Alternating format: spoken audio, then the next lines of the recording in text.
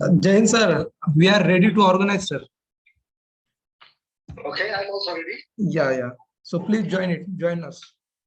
अभी तो 10 minutes है ना?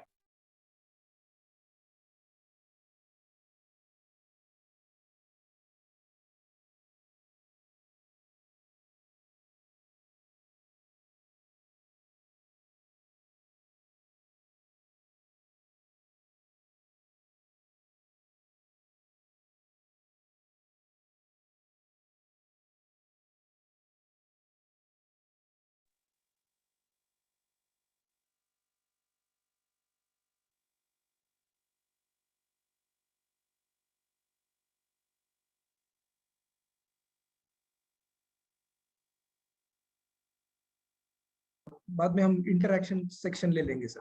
Yeah. Okay sir. Yes sure sir. Sure. Okay Jain sir. Bye.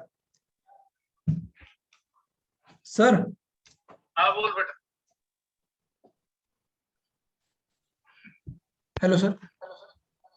हाँ बोल. त्यांचा फोन आला होता. ब्रिगेडियर सरांचा. हो.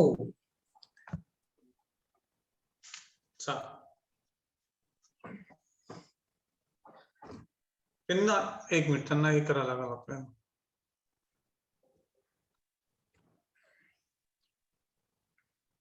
चंद्रकांत ते कोणत्या नावाने जॉईन होणार आहे? 10 शार्प 12:30 वाजता जॉईन होतो म्हटले. म्हणले का? हो. ठीक.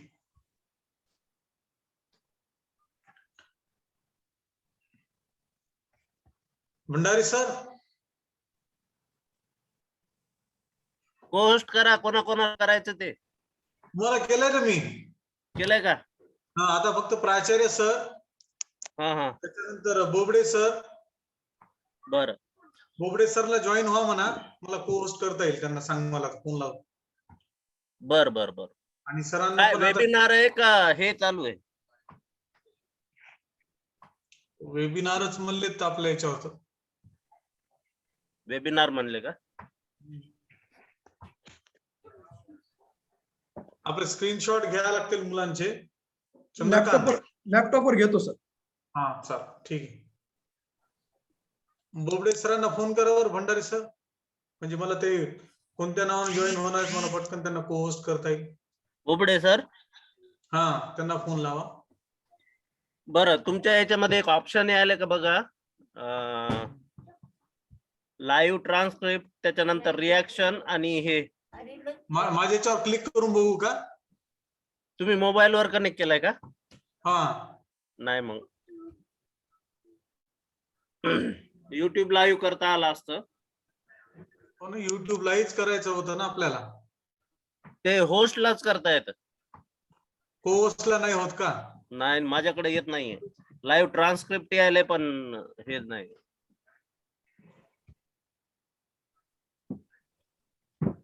आणि अजून एक करायचं सर.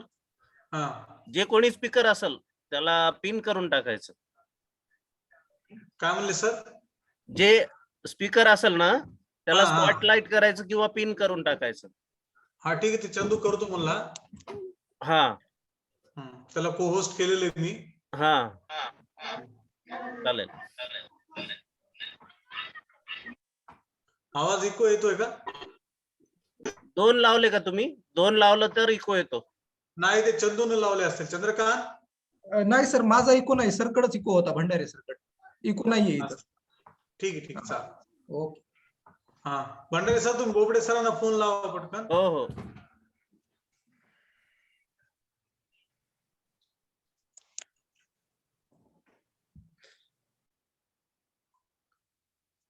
चंद्रकांत ते कोणत्या नावाने जॉईन होणार आहे? सर काय सांगितलं नाही पण लगेच समजून जाईल सर. ब्रिगेडियर जुम्मन राजपुरे. हा चाल बघा. हो.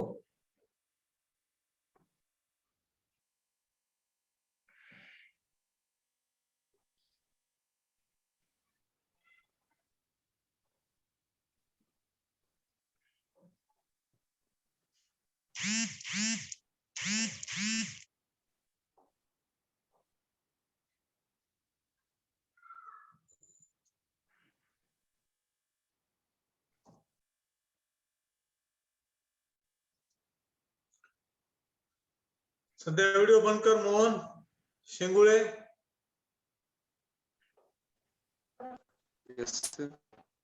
सध्या बंद करा. चंद्रकांत फोटो कसं व्हिडिओ चालू ठेवावं लागेल त्यांचं स्क्रीनशॉट घेण्यासाठी. हा चालू राहू द्या सर. ठीक व्हिडिओ आहे चालू राहू द्या. Okay okay.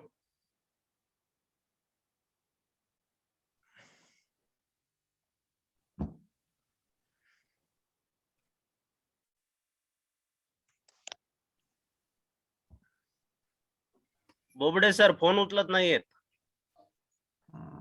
त्यांना जॉईन व्हा म्हणा म्हणजे मला त्यांना होस्ट करता येईल. बर बर.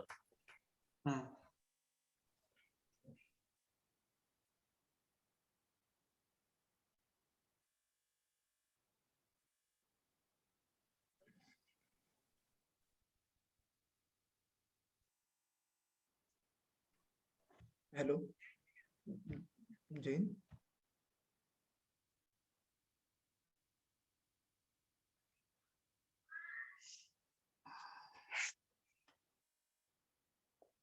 मी सरांना फोन लावतो रे.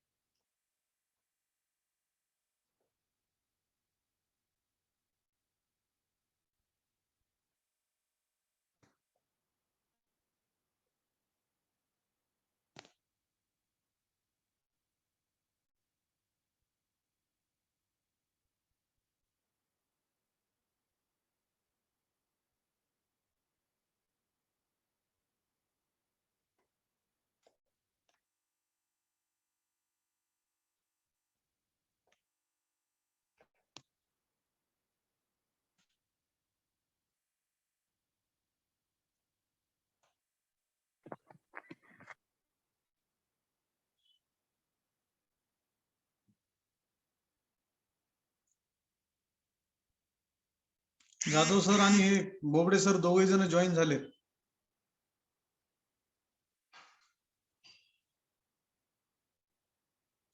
भंडारी सर.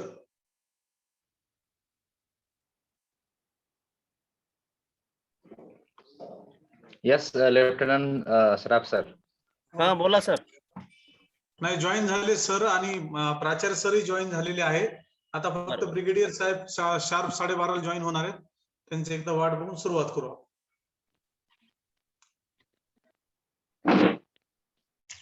हॅलो प्रशांत, मी घरून जॉईन झालोय, जमतेल काही अडचण नाही ना? हा चालत चालत सर काय हरकत नाही. मी पण घरूनच जॉईन झालोय.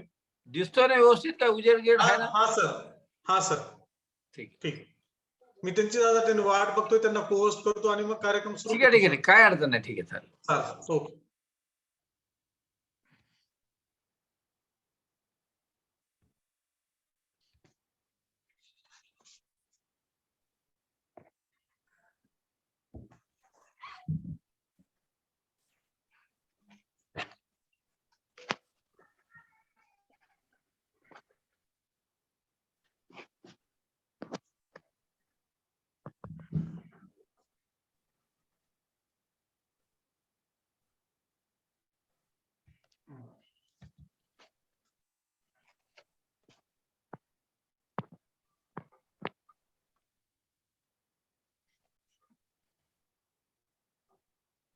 Good afternoon, all of you. Good afternoon. You are welcome in this webinar. Good afternoon, everyone. Good afternoon. You all are welcome in this webinar. We all are waiting for our resource person to join, and very soon we are going to witness this webinar. So once again, I welcome you all.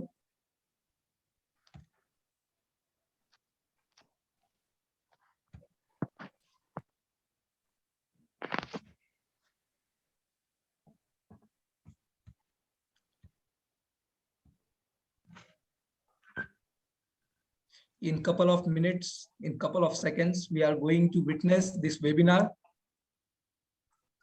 Once again, I welcome you all. Thanks for your participations.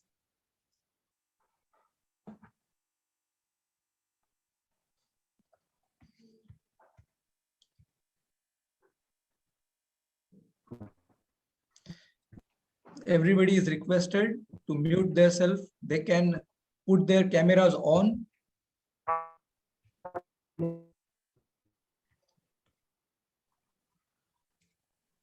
Hello Chandu, Yes, sir. काय करा, participant वर click करा. पार्टिसिपेंटच्या खाली mute all आहे, हो. त्याला mute all करून घ्या. फक्त को होस्टला आपल्याला Okay, done, sir, done.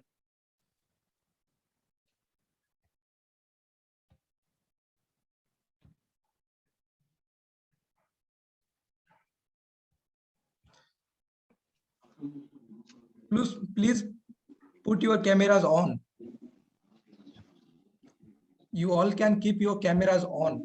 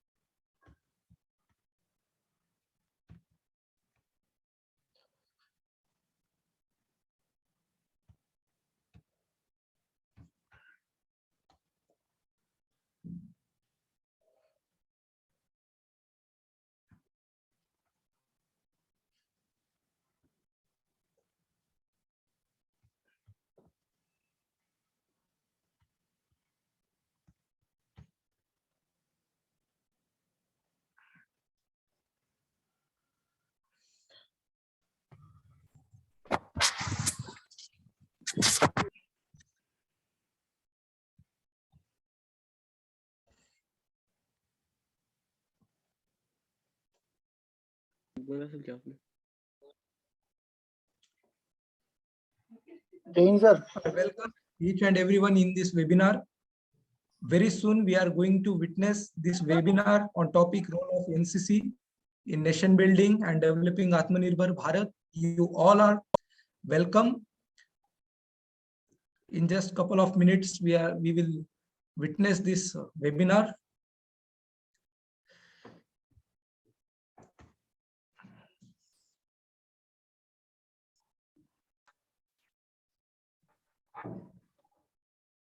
Sir, join झाले ब्रिगेडियर आज. Hello sir. हेलो नमस्कार. Namaskar sir. Jai Hind sir. जय Hind. You are welcome sir. Thank you very much. Yes sir. So now here we start our program. A very Right. good afternoon and Jai Hind to all. Today is 26th January. We are celebrating 73rd Republic Day of our India. Our Chandrakant, NCC unit. Yes sir. Principal Sarala एकदा हे करायला लागलं, एक minute. नाही, unmute होतील sir ते. Unmute होतील, राहू द्या. ठीक. Okay. So a very good afternoon and Jai Hind to you all. Today is 26th of January. We are celebrating 73rd Republic Day of our India. NCC unit of our college, Shri Shivaji College Parbhani, attached with 52 Maharashtra Battalion NCC Nanded, is organizing a webinar on topic role of NCC in nation building and developing Atmanirbhar Bharat. As a part of Azadi Ka Amrit Mahotsav and Diamond Jubilee year of our college, we are organizing such programs. Today, we have with us as a resource person, as a chief guest, Brigadier Jivan Rajpurohit sir. He is a decorated army officer with 36 years of experience with Indian Army. I welcome you, sir. Thank you. Yeah, chief patron for our today's program, principal of our college, who always leads from the front. Beloved principal, Dr. Balasaheb Jadhav sir, I welcome you, sir. Special presence, vice principals of our college, Dr. S.N. Keshetty sir and Dr. Vijaya Nandapurkar ma'am, IQSC coordinator, Dr. Rohidas Nitonde sir, convener of Azadi Ka Amrit Mahotsav, Dr. Jayan Bobre sir, and registrar Vijay More sir. All NCC cadets, all teachers, all students from other colleges, I welcome you all in this webinar. And now I request Associate NCC Officer of our NCC unit, Lieutenant Dr. Prashant Saraf sir for his introductory speech. Over to Saraf sir. Thank you. माझा आवाज येतो बेटा? Okay.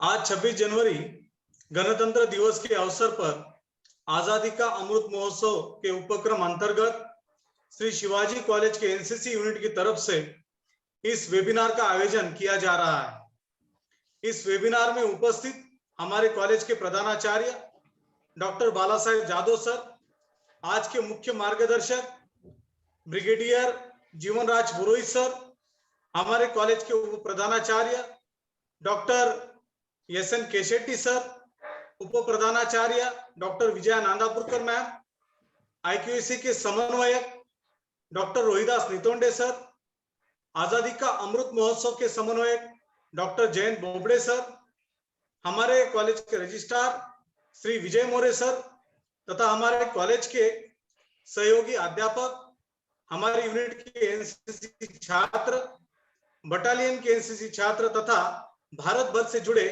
सभी NCC छात्र का मैं यहाँ पर हार्दिक स्वागत करता हूँ। Role of NCC cadet in nation building, यह विषय रखने का हेतु ऐसा है कि आज हम देख रहे हैं भारत कोरोना महामारी से गुजर रहा है। अलग अलग परिस्थितियों में भारत इस कोरोना महामारी से सामना कर रहा है। भारत को संवारने में सभी अपने तरीके से भूमिका निभा रहे हैं। इसमें एनसीसी कैडेट्स की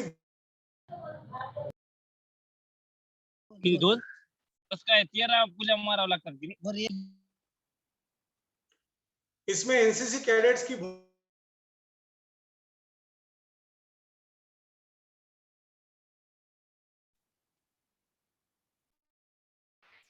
You've got muted. Saraf sir unmute करा. अनम्यूट केले तू तिथून हे करायला. इसमें एनसीसी कैडेट्स की भूमिका किस प्रकार की रही है और आगे रहने वाली है, यह राष्ट्र निर्माण के लिए काफी महत्वपूर्ण है। सामाजिक सेवाओं में एनसीसी कैडेट अलग अलग तरीके से अपनी सेवा देते रहते हैं। राष्ट्र रक्षा की दूसरी पंक्ति एनसीसी को कहा जाता है। इसलिए आज के प्रमुख अतिथि तथा मार्गदर्शक ब्रिगेडियर जीवन राज पुरोहित सर को हमने आमंत्रित किया है। हमें आशा है कि सर के विचार हमारे लिए प्रेरणादायी रहेंगे। हमारे जो कैडेट्स हैं उनको सेना में जाने के लिए वो बहुत उत्सुक है, उनके लिए भी यह उनके विचार आशादायी चित्र निर्माण करेंगे, ऐसे मैं यहाँ पे आशा व्यक्त करता हूं और मेरे प्रास्ताविक को या इंट्रोडक्टरी स्पीच को यहाँ पे पूर्ण विराम देता हूं। Jai Hind. Over to Chandrakant. Thank you, sir. Thank you for your introductory speech. Now here I am going to give you the brief introduction of our today's chief guest, Brigadier Jeevan Raj Purohit sir. Brigadier Jeevan Raj Purohit sir is retired Indian Army officer. He has 36 years of military experience spanning across all types of terrain and warfare with expertise in anti-terrorist operations. He has led or been part of international military delegations to many countries in Europe, Africa, Asia, and Australia. He was deputy delegation leader to China on Indo-China border management. He was involved in democratization process and was a negotiator in UN mission Cambodia.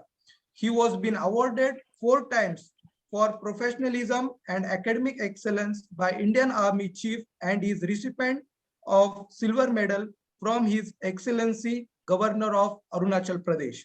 He is accredited management teacher, holds doctoral and MPhil degrees in management, masters in management studies and MSc in defense studies. He is an alumnus of National Defense Academy, NDA, Khadakwasla, Pune, Defense Services Staff College, Wellington, and College of Defense Management, Secunderabad. Thank you. We are very lucky enough because today we have such a dynamic personality with us. So now I request Chief Patron of today's program, Principal of our college, Principal Dr. Bahasab Jadhav sir, to guide and motivate us. Over to Jadhav sir. Okay, thank you very much. Good afternoon to all of. I am audible? Yes, sir. Yeah. Okay, today's our well-known and most important brigadier guest, Brigadier जीवन राज पुरोहित साहब. सबसे पहले मैं आपका बहुत बहुत शुक्रगुजार हूँ सर कि आपने हमें हमारे एनसीसी कैडेट के लिए आपने टाइम दिया. Actually, it is our most privilege to welcome you. Our Vice Principal, my colleague, Dr. Vidas Nitunde, Boble sir, and our Captain, Dr. Prashant Saraf, and all the students or the NCC cadets. First of all, I give you the best wishes for the 26th January. And NCC का जो आज हम लोग एक अलग से एक programme जो मना रहे हैं उसके बारे में आज तो सर आपसे बात करने वाले हैं. मैं आपके साथ थोड़ा सा कॉलेज के बारे में बात करूंगा. Sir, actually let me take this opportunity to introduce some of the glowing picture of and significance of our college. Our college was established in 1961. The college has become the first and foremost center of higher education in the region. Today we have about or more than 5,000 students learning on our campus with 6 UG, then 14 PG and 7 COCs. The number of PhD centers, PhD students working or offered by our college. For the holistic development of our students, in addition to day-by-day teaching learning, we provide the various support facilities like sports, gymnasium, NSS, and the most important unit which is working from 1962 in our college. Only one unit is our district, sir. Actually, it is the NCC unit which is introduced in 1962 in our college. Considering our effort in the all-round development, our college students, 4 significant bodies have recently recognized the quality culture or quality of our college. The Swami Raman Tirtha Marathwada University Nanded awarded us its prestigious Best Principal Award. Then Marathwada Shikshan Prasak Mandal also awarded us the Best Principal Award. And now we get the Jagar Janivanta Award also from State of Maharashtra. Then in UGC confirmed the CP status. Then Stride, Paramarsh. Sir, it is very important to get us one UGC Stride scheme. In India, only 18 colleges got this scheme, and in Maharashtra, this scheme is means UGC is given this scheme to only 4 colleges. And in the Maharashtra, the one of the most important college is our college, which is situated in Parvani, Maharashtra. We got here the Stride. STRIDE जो हमारी नई जो एक scheme government ने हमें दिए वाली है, ये scheme it is used for the development of research in the student. And also with this scheme we can arrange different types of the workshops, then seminars for teachers also. Academic staff college do the same facility, and such type of the facilities are given by UGC to us. It is very prestigious scheme which is given by our this UGC to us. Sir, अभी हमें मालूम है कि ये आजादी का अमृत महोत्सव शुरू है और हमारा कॉलेज भी डायमंड जुबली ईयर्स में अभी काम कर रहा है. 1962 से हमारे पास एनसीसी है. लेकिन सर, आप आज हमारे बच्चों को जो समझाने वाले हैं कि what is the use of NCC to in the progression of nation, राष्ट्र निर्माण में एनसीसी कैडेट्स की क्या भूमिका होती है, ये आप हमें आज बताने वाले हैं। हम सबको मालूम है कि एनसीसी का जो मोटो है, दिस मोटो इज ओनली एकता और अनुशासन है। इसी मोटो पर हमारा यूनिट काम कर रहा है। मैं आशा करता हूं कि ब्रिगेडियर साहब आप हमारे बच्चों को जब मार्गदर्शन करेंगे तो निश्चित ये बच्चे प्रभावित होंगे और भारतीय सेना दल में और राष्ट्र निर्माण के लिए काम करेंगे। हमें आशा है कि देश का सबसे अच्छा भविष्य तैयार करने वाले जो बच्चे रहते हैं वो एनसीसी में रहते हैं। देयर इज द स्पेशल अनुशासन और उनका जो रूल्स एंड रेगुलेशन है वो बहुत अलग से रहता है। अभी 108 बच्चे हमारे पास है, लेकिन उनमें से सबसे ज्यादा अगर ऐसा कहेंगे कि जो लोग उनका कल्चर और जो उनमें शाश्वती रहती है, जो अच्छा काम जो करते हैं, वो एनसीसी के बच्चे रहते हैं। आज निश्चित ये बच्चे हमें भारत देश को संभालने के लिए काम करने वाले हैं और वो अपनी भूमिका क्या है राष्ट्र निर्माण में, उन्होंने क्या करना चाहिए, इसके बारे में आप उनसे बात करने वाले हैं। मैं आपका ये कॉलेज की तरफ से सही दिल से स्वागत करता हूँ। मुझे आशा है कि आपका ये जब भी लेक्चर हो जाएगा तब हमारे सब बच्चों में निश्चित नई स्फूर्ति आने वाली है। आपका इस समय मैं आपका वापस एक बार धन्यवाद और आपका वेलकम करते हुए मैं यहाँ मेरे वाणी को विराम देता हूँ। Thank you very much. धन्यवाद sir. Thank you, sir. Thank you for motivating us, guiding us. Dear audience, now it's time to hear from our chief guest. From our chief guest, a very distinguished personality, I request Brigadier Jivan Rajpurohit sir to guide and motivate us. Please, sir. Chandrakant, बाकीच्यांना mute करून टाका बेटा, फक्त सरांना सुरू ठेवा. Hello, हा, सगळ्यांना म्यूट करून टाका तुम्ही आता, बाकी फक्त सर बोलतील.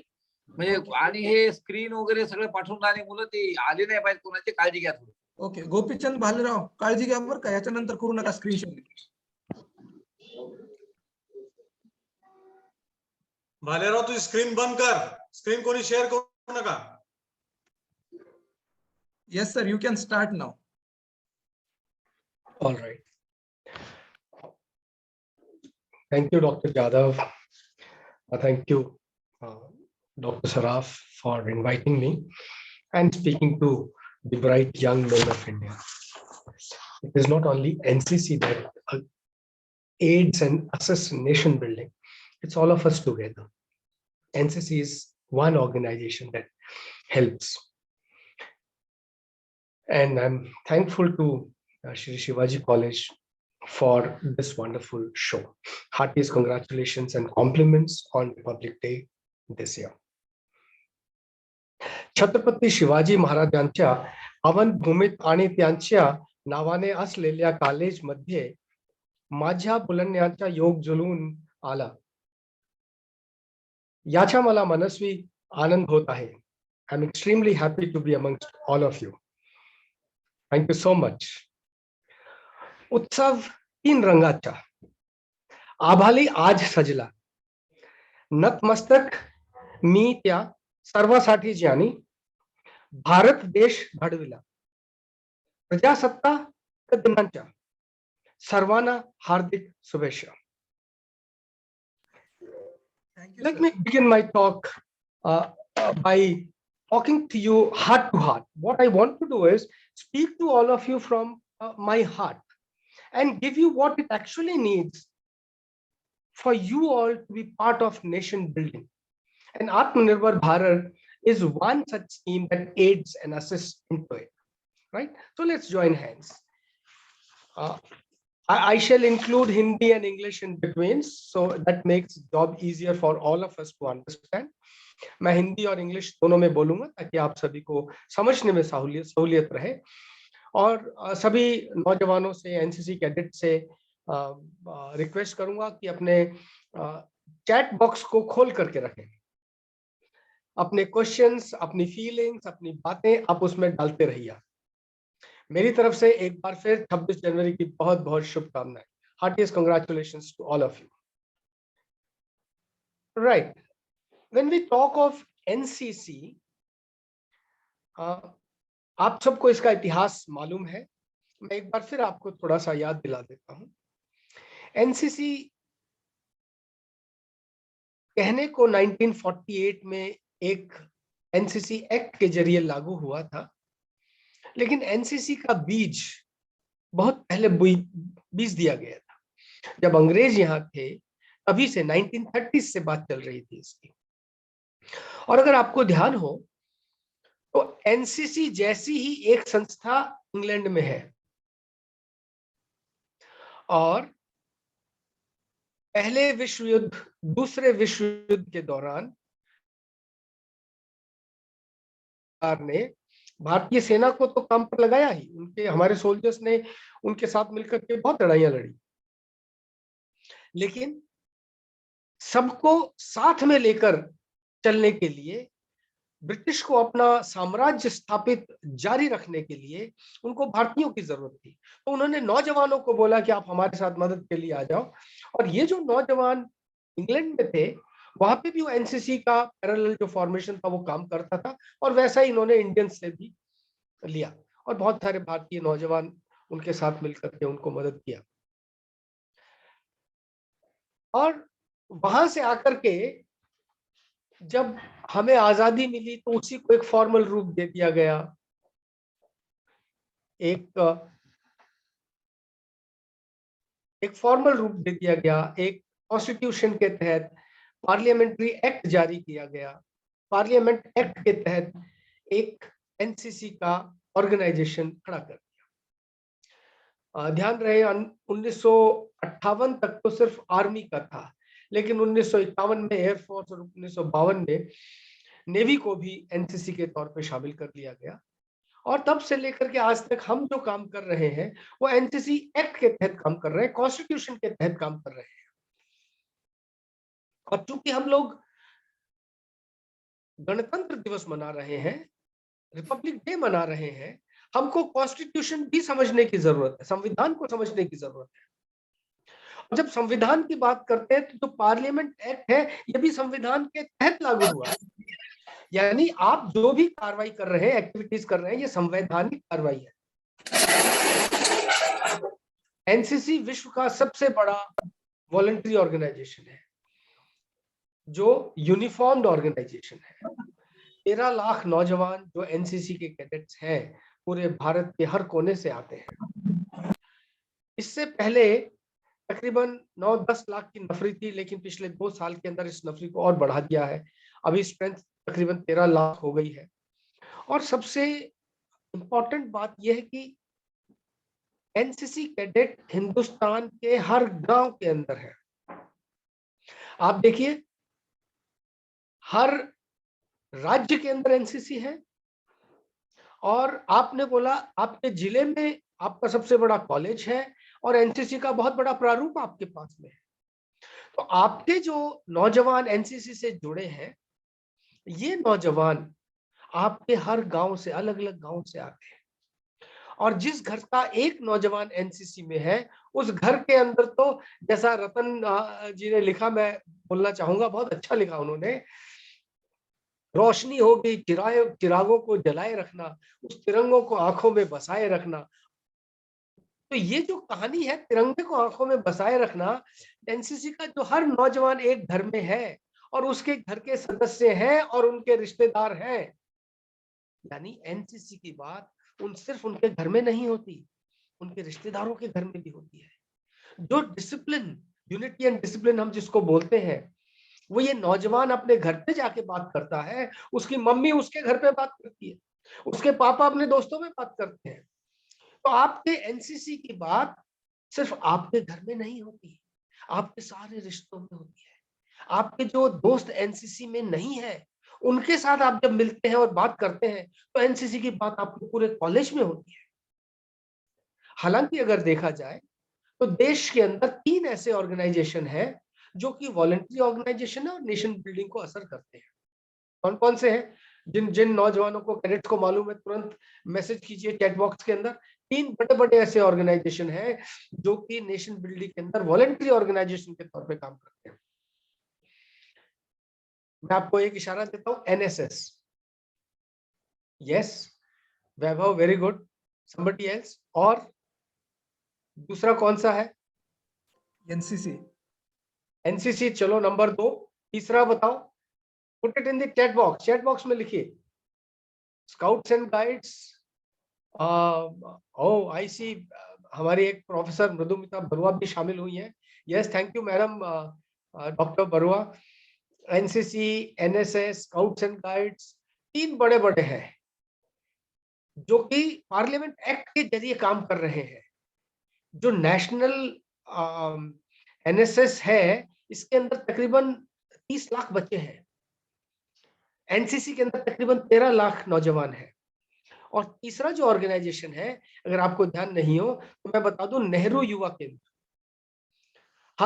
हर डिस्ट्रिक्ट के अंदर है। तो ये 3 ऐसे ऑर्गेनाइजेशन है जो पूरे देश के बच्चों को, नौजवानों को साथ में लेकर चल रहे हैं। मैं हमारी जो इंडियन नेशनल कांग्रेस थी इंडिपेंडेंस से पहले, और उसके बाद में आरएसएस आई, और अलग और से बहुत सारे ऑर्गेनाइजेशंस बनते गए। वो अलग अलग पॉलिटिकल ऑर्गेनाइजेशन और अपने अपने तरीकों से कर रहे हैं, मैं उसकी बात नहीं कर रहा। वो इंडिविजुअल पार्टी का अपना काम था और वो देश के प्रति काम कर रहे हैं, इस बात को सराहनीय मानता हूं मैं। लेकिन जो पार्लियामेंट के तहत काम कर रहे हैं, ये 3 ऑर्गेनाइजेशन है। और नेहरू युवा केंद्र की तो संख्या तकरीबन 50 लाख है। हर डिस्ट्रिक्ट के अंदर इसका एक हेडक्वार्टर है। आप अंदाजा लगाइए कि 50 लाख बच्चे नेहरू युवा केंद्र के, 30 लाख बच्चे एनएसएस के, 13 लाख बच्चे एनसीसी के। आप देखिए, 1 करोड़ से ज्यादा तो नौजवान, सिर्फ वो नौजवान है जो कि संगठित हैं, और इनके साथ जो जुड़े हुए दोस्त हैं, उनके साथ के रिश्तेदार हैं।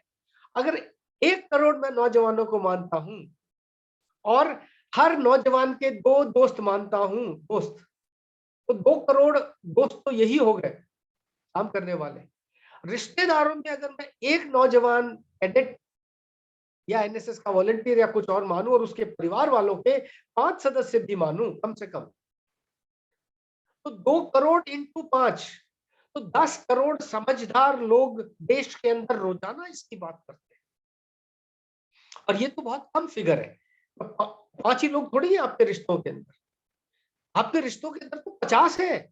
मम्मी की तरफ के, पापा की तरफ के, भाई की तरफ के, बहन की तरफ के। उसका भी तो कॉलेज है भाई बहन का, वहां भी तो बात होती है कि मेरा भाई रिपब्लिक डे के लिए जा रहा है। वहां भी तो बात होती है कि एनसीसी स्पेशल एंट्री के लिए जा रहा है, और एडवेंचर कैंप के अंदर जा रहा है, एनुअल ट्रेनिंग कैंप के अंदर जा रहा है। ओ, वो जिले के अंदर एक पुलिस की ट्रेनिंग है, उनके साथ ट्रैफिक के ऊपर वो बच्चे जाएंगे। जब ये बात होती है तो ये देश के लिए और हमारे नौजवानों के लिए बहुत गौरव की बात है। आप सब नौजवानों के लिए बहुत गौरव की बात है। मेरे लिए बहुत गौरव की बात है कि हम लोग हमारे नौजवानों को देश के सजग और अच्छे कामों के लिए शामिल कर रहे हैं। That's a wonderful thing to happen. तो तकरीबन अगर मैं हमारी पॉपुलेशन 130 करोड़ की मानूं, तो उसका 1/3, 1/4 हिस्सा तो हम ही लोग हैं। और इंडिया सबसे यंग नेशंस के अंदर है। हमारी 50%, 60% से ज्यादा पॉपुलेशन 25 साल की है, 25 से 35 साल। और उस पॉपुलेशन के अंदर आप लोग आते हैं। तो अगर मैं देश की बात करूं, बच्चों का 1/3 छोड़ दूं, बुजुर्गों का 1/3 या 1/4 छोड़ दूं, वर्किंग क्लास को ले लूं, और वर्किंग क्लास के अंदर जो सबसे ज्यादा इफेक्टिव क्लास है, वो क्लास इन नौजवानों की है। और इन नौजवानों में जब मैं एनसीसी को देखता हूं और इसका कंपैरिजन मैं औरों से करता हूं, बाकी दोनों संस्थाएं सिविल वॉलंटियर ऑर्गेनाइजेशन है। एज ए रिजल्ट, उनका काम करने का तरीका और एनसीसी का काम करने का तरीका बिल्कुल अलग है। जमीन आसमान का फर्क है। जो डिफेंस के साथ में आप लोग सेकंड लाइन ऑफ डिफेंस के तौर पर काम करते हैं, ये अपने आप में बहुत बड़ी बात है। मैंने अपने टीजर के अंदर लिखा था कि सार्जेंट प्रताप सिंह को 1965 वॉर के अंदर शौर्य चक्र प्रदान किया गया। हमने जो लड़ाइयां लड़ी हैं 65 की, 71 की, इन लड़ाइयों के अंदर एनसीसी ने बहुत जबरदस्त योगदान दिया है। I salute NCC for this terrific work. जब हमारे सोल्जर सेना, वायुसेना, थल सेना बॉर्डर पर लड़ रही थी, ये नौजवान सैनिक थे जो खाकी ड्रेस के अंदर लाल हैकल लगाए शान से उस सेना को मदद कर रहे थे। और सेना को मदद रसद से, सामान से, लोडिंग से, हर किस्म से। सेना को आप देखिए कितनी बड़ी मदद मिल गई कि वो अपना सिर्फ आगे का काम कर सकती है, दुश्मन को कैसे दबाना है उसके ऊपर विचार कर सकती है और पीछे के सपोर्ट की चिंता ना करें। इतना बड़ा ऑर्गेनाइजेशन, इतनी बड़ी बात, देश के लिए बहुत गौरव की बात है। तो जो नौजवान एनसीसी के अंदर है वो बहुत स्पेशल है।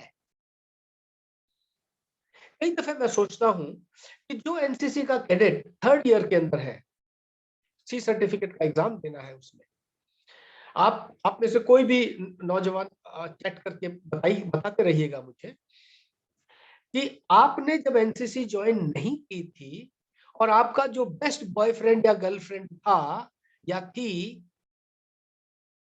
वो और आप तब साथ में रहते थे, और उसके बाद में जब से आपने एनसीसी ज्वाइन की, पहला साल, दूसरा साल और तीसरा साल, 3 साल के अंदर आप में और आपके फ्रेंड के अंदर पर्सनालिटी में कोई फर्क आता है क्या?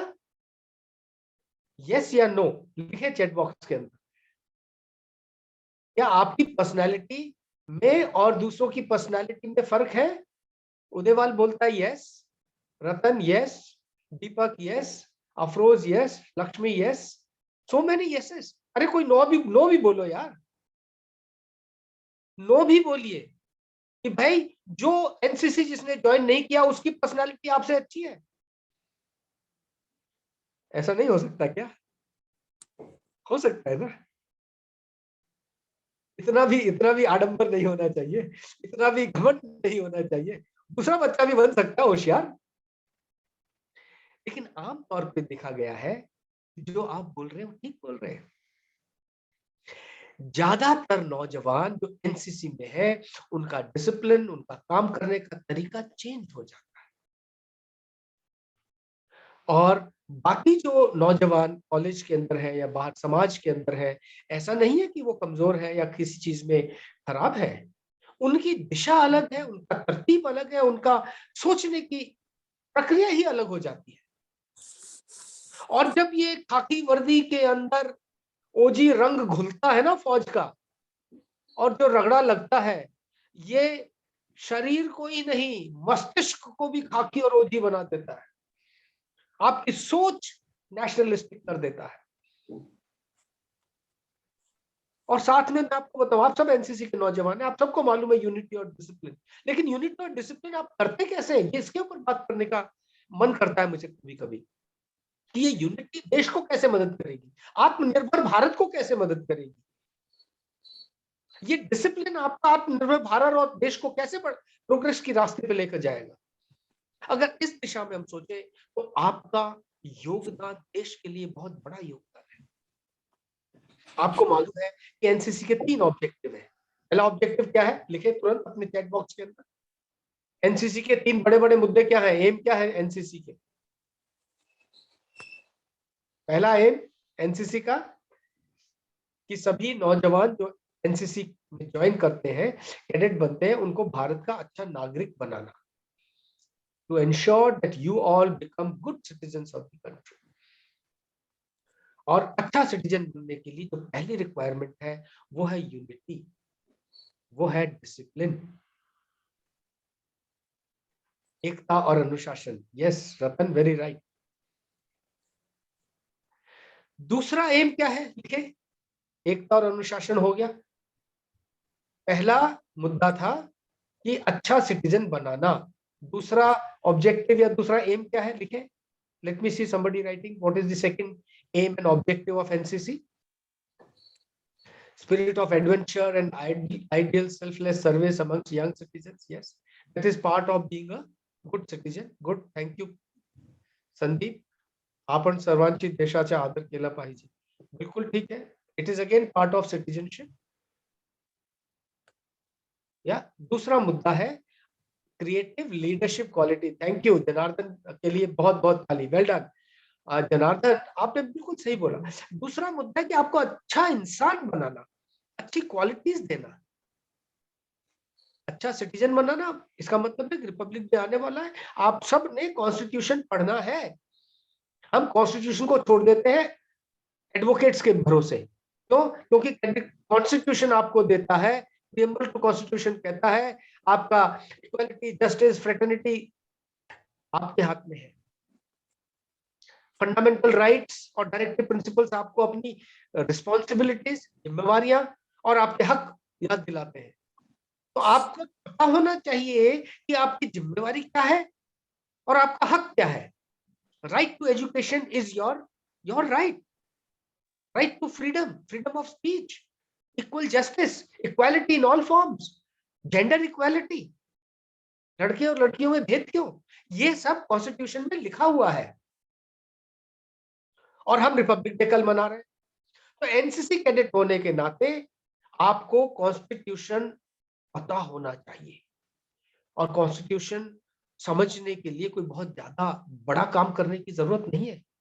इंग्लिश के अंदर, हिंदी के अंदर, मराठी के अंदर कॉन्स्टिट्यूशन ऑफ इंडिया की आपको बुक्स मिल जाएंगी. 395 आर्टिकल्स हैं, उसके अंदर 22 पार्ट्स के अंदर बांटा गया है. 12 शेड्यूल अलग से हैं उसके. तो ये सब हमको सिर्फ जीने की कला बताते हैं. और अगर आप कॉन्स्टिट्यूशन पढ़े तो मैं चाहता हूं, मैं रिक्वेस्ट करूंगा कि लेफ्टिनेंट प्रशांत, प्रिंसिपल साहब, आप कॉन्स्टिट्यूशन लेकर के इसका पीडीएफ के ऊपर फ्री डॉक्यूमेंट अवेलेबल है. आप चाहे तो सारे कैडेट्स को बांट सकते हैं. कॉन्स्टिट्यूशन के ऊपर एक डिबेट का ऑर्गेनाइज कीजिए. एंड बच्चों में, नौजवानों के अंदर, टीचर्स के अंदर, समाज के अंदर कॉन्स्टिट्यूशन की अवेयरनेस फैलाइए. रिपब्लिक डे मनाना मतलब झंडा लेकर के जय हिंद बोलना नहीं है. जो आरडी परेड होती है, जिसके लिए हमारे एनसीसी के कैडेट्स जाते हैं, इसलिए करते हो आप. इस साल आज के दिन हमने 5 देशों के राष्ट्रपति या प्राइम मिनिस्टर बुलवाए, उनको इनवाइट किया. 1950 में जब हमें आजादी के बाद पहला रिपब्लिक डे मनाया था, तो हमारे पहले चीफ गेस्ट थे इंडोनेशिया के प्रेसिडेंट सुकार्नो. तब से लेकर आज तक विश्व का कोई ऐसा देश नहीं है जिसका कि प्रेसिडेंट या प्राइम मिनिस्टर रिपब्लिक डे के पर हमारे यहाँ नहीं आए. हम सबको बुलाते रहे. ऐसा क्यों? क्योंकि रिपब्लिक डे के दिन हम अपनी ताकत दिखाते हैं दुनिया. रिपब्लिक डे के दिन हम अपना कल्चर दिखाते हैं, हमारी संस्कृति दिखाते हैं. जो झांकियां चलती है उनको दिखाते हैं. आज के दिन हमारे बहादुर वीरों को इनाम दिया जाता है. मिलिट्री यूनिट्स को यूनिट साइटेशन दिया जाता है. अगर आपको ध्यान हो तो जो बच्चों में ब्रेवरी अवार्ड दिया जाता है, 30 बच्चों को ब्रेवरी अवार्ड दिया जाता है जहां जहां उन नौजवान बच्चों ने काम किया हो बहादुरी. तो ये वो दिन है जबकि पूरा देश संगठित होता है. किस झंडे के नीचे? तिरंगे के नीचे और कॉन्स्टिट्यूशन के नीचे. I am thankful to doctor B R. Ambedkar and his entire team. इन्होंने 1946 नवंबर से लेकर के 1947 तक इन्होंने ड्राफ्ट बनाया, और 47 से लेकर के 49 तक 2 साल इन्होंने तकरीबन 165 अलग अलग मीटिंग किया. और इन मीटिंग्स के बाद में जब कॉन्स्टिट्यूशन बना और लागू हुआ, इस टीम ने 308 टोटल मेंबर्स ने इसके ऊपर साइन किया. आप देखिए इसके अंदर कितनी पावर है. अगर हमने जो आज प्रोग्रेस किया है तो कॉन्स्टिट्यूशन की वजह से किया है. कॉन्स्टिट्यूशन कहता है कि आज हम क्या हैं और कल क्या होंगे, और उसके तहत जो एक्ट बनता है और उसमें कहता है कि एनसीसी एक हिस्सा होगा, वो कॉन्स्टिट्यूशन का हिस्सा है और भारत की प्रगति का अभिन्न अंग है. और अगर ये बात आपको समझ में आ रही है तो एनसीसी चाहे सोशल वर्क के तौर पे काम करे, चाहे ट्रेनिंग या एडवेंचर के तौर पे काम करे, या एनसीसी के नौजवान सेना को ज्वाइन करे, ये सब कॉन्स्टिट्यूशन का हिस्सा है और भारत की प्रगति की निशानी है. आज की तारीख में भारत का कोई भी डिपार्टमेंट ऐसा नहीं है जहां पर एनसीसी के नौजवान हर ओहदे पर बैठे हैं, depending on how that student is, how that cadet is and his calibre, they are seated at number of places. मैं गोरखपुर में यूपी में ग्रुप कमांडर था और किसी वजह से हमने अपने नौजवान एनसीसी के कैडेट्स को आसाम भेजना था, वो अपने एनसीसी के प्रोग्राम के लिए। सीट्स नहीं मिल रही थी, कोई गाड़ियों का बंदोबस्त नहीं हो रहा था, तो मैंने वहां के जो जनरल मैनेजर जीएम है रेलवेज के, उनको फोन किया कि सर चाय पीने आता हूँ जरा सा आपके साथ में। मैं गया, चाय पीने गया, मैंने उनको बोला जी ये हमारी कहानी है। मिस्टर जैन थे और उन्होंने कहा सर आपने आने का कष्ट क्यों किया, मैं तो खुद एनसीसी का कैडेट हूं। एक झटके में मेरा काम हो गया।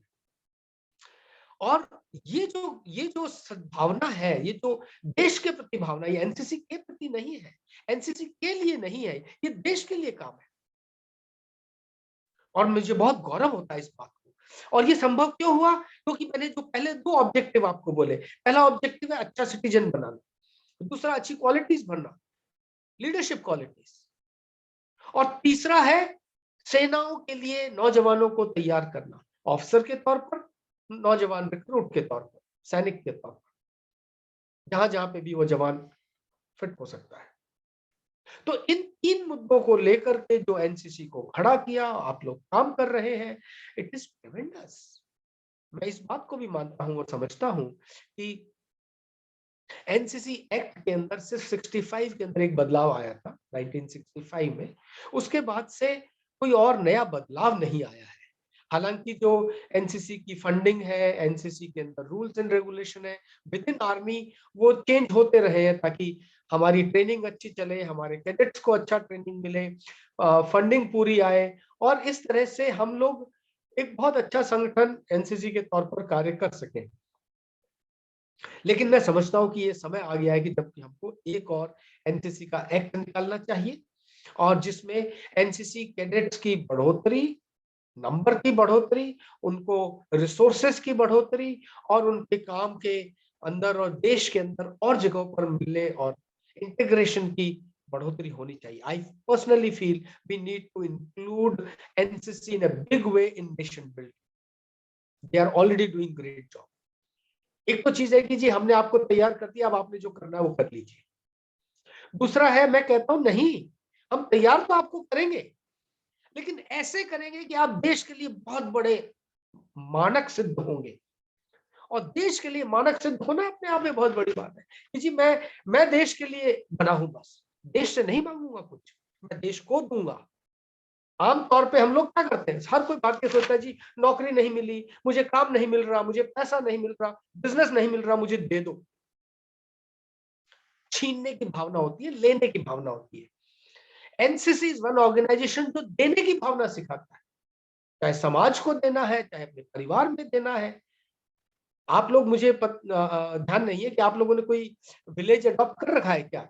प्रोफेसर सराफ, लेफ्टिनेंट सराफ, आप बताएं, क्या आपने कोई विलेज अडॉप्ट किया हुआ है जहां पे आप गांव में जाकर के गांव वालों के आधार कार्ड बनवा सकें, उनको क्रेडिट कार्ड दिला सकें, सभी के घरों के अंदर जो जो सुविधाएं सरकार से मिल रही हैं वो उनको मिले?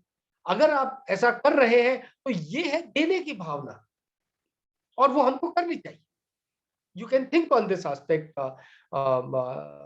कैप्टन प्रशांत, आप इसको सोचिएगा कि क्या आप ऐसा क्या बढ़ा सकते हैं। और हमको ये बहुत अच्छे से समझ में आना चाहिए कि प्रजासत्ताकचा अर्थ एक राष्ट्र, एक भाषा आणि एक झंडा,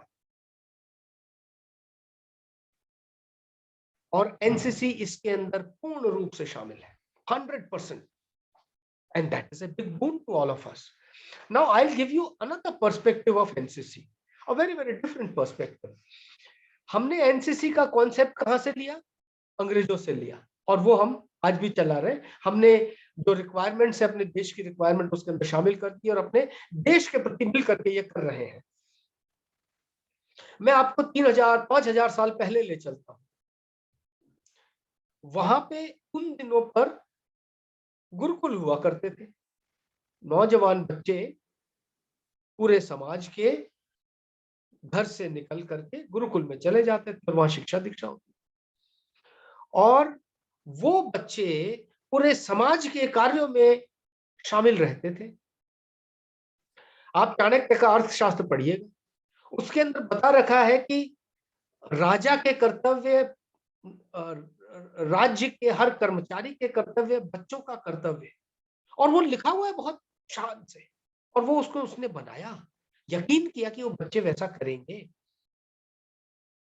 और जब वही बच्चे बड़े होकर के देश के नौजवान बनते हैं तो वो देश के लिए बहुत बड़ा एसेट है, बहुत बड़ा रिसोर्स है। विष्णुकांत, आई सी योर रेज हैंड्स। अगर आपका कोई सवाल है तो आप नोट कर लीजिए, बाद में प्रश्न संवाद में हम बातचीत करेंगे।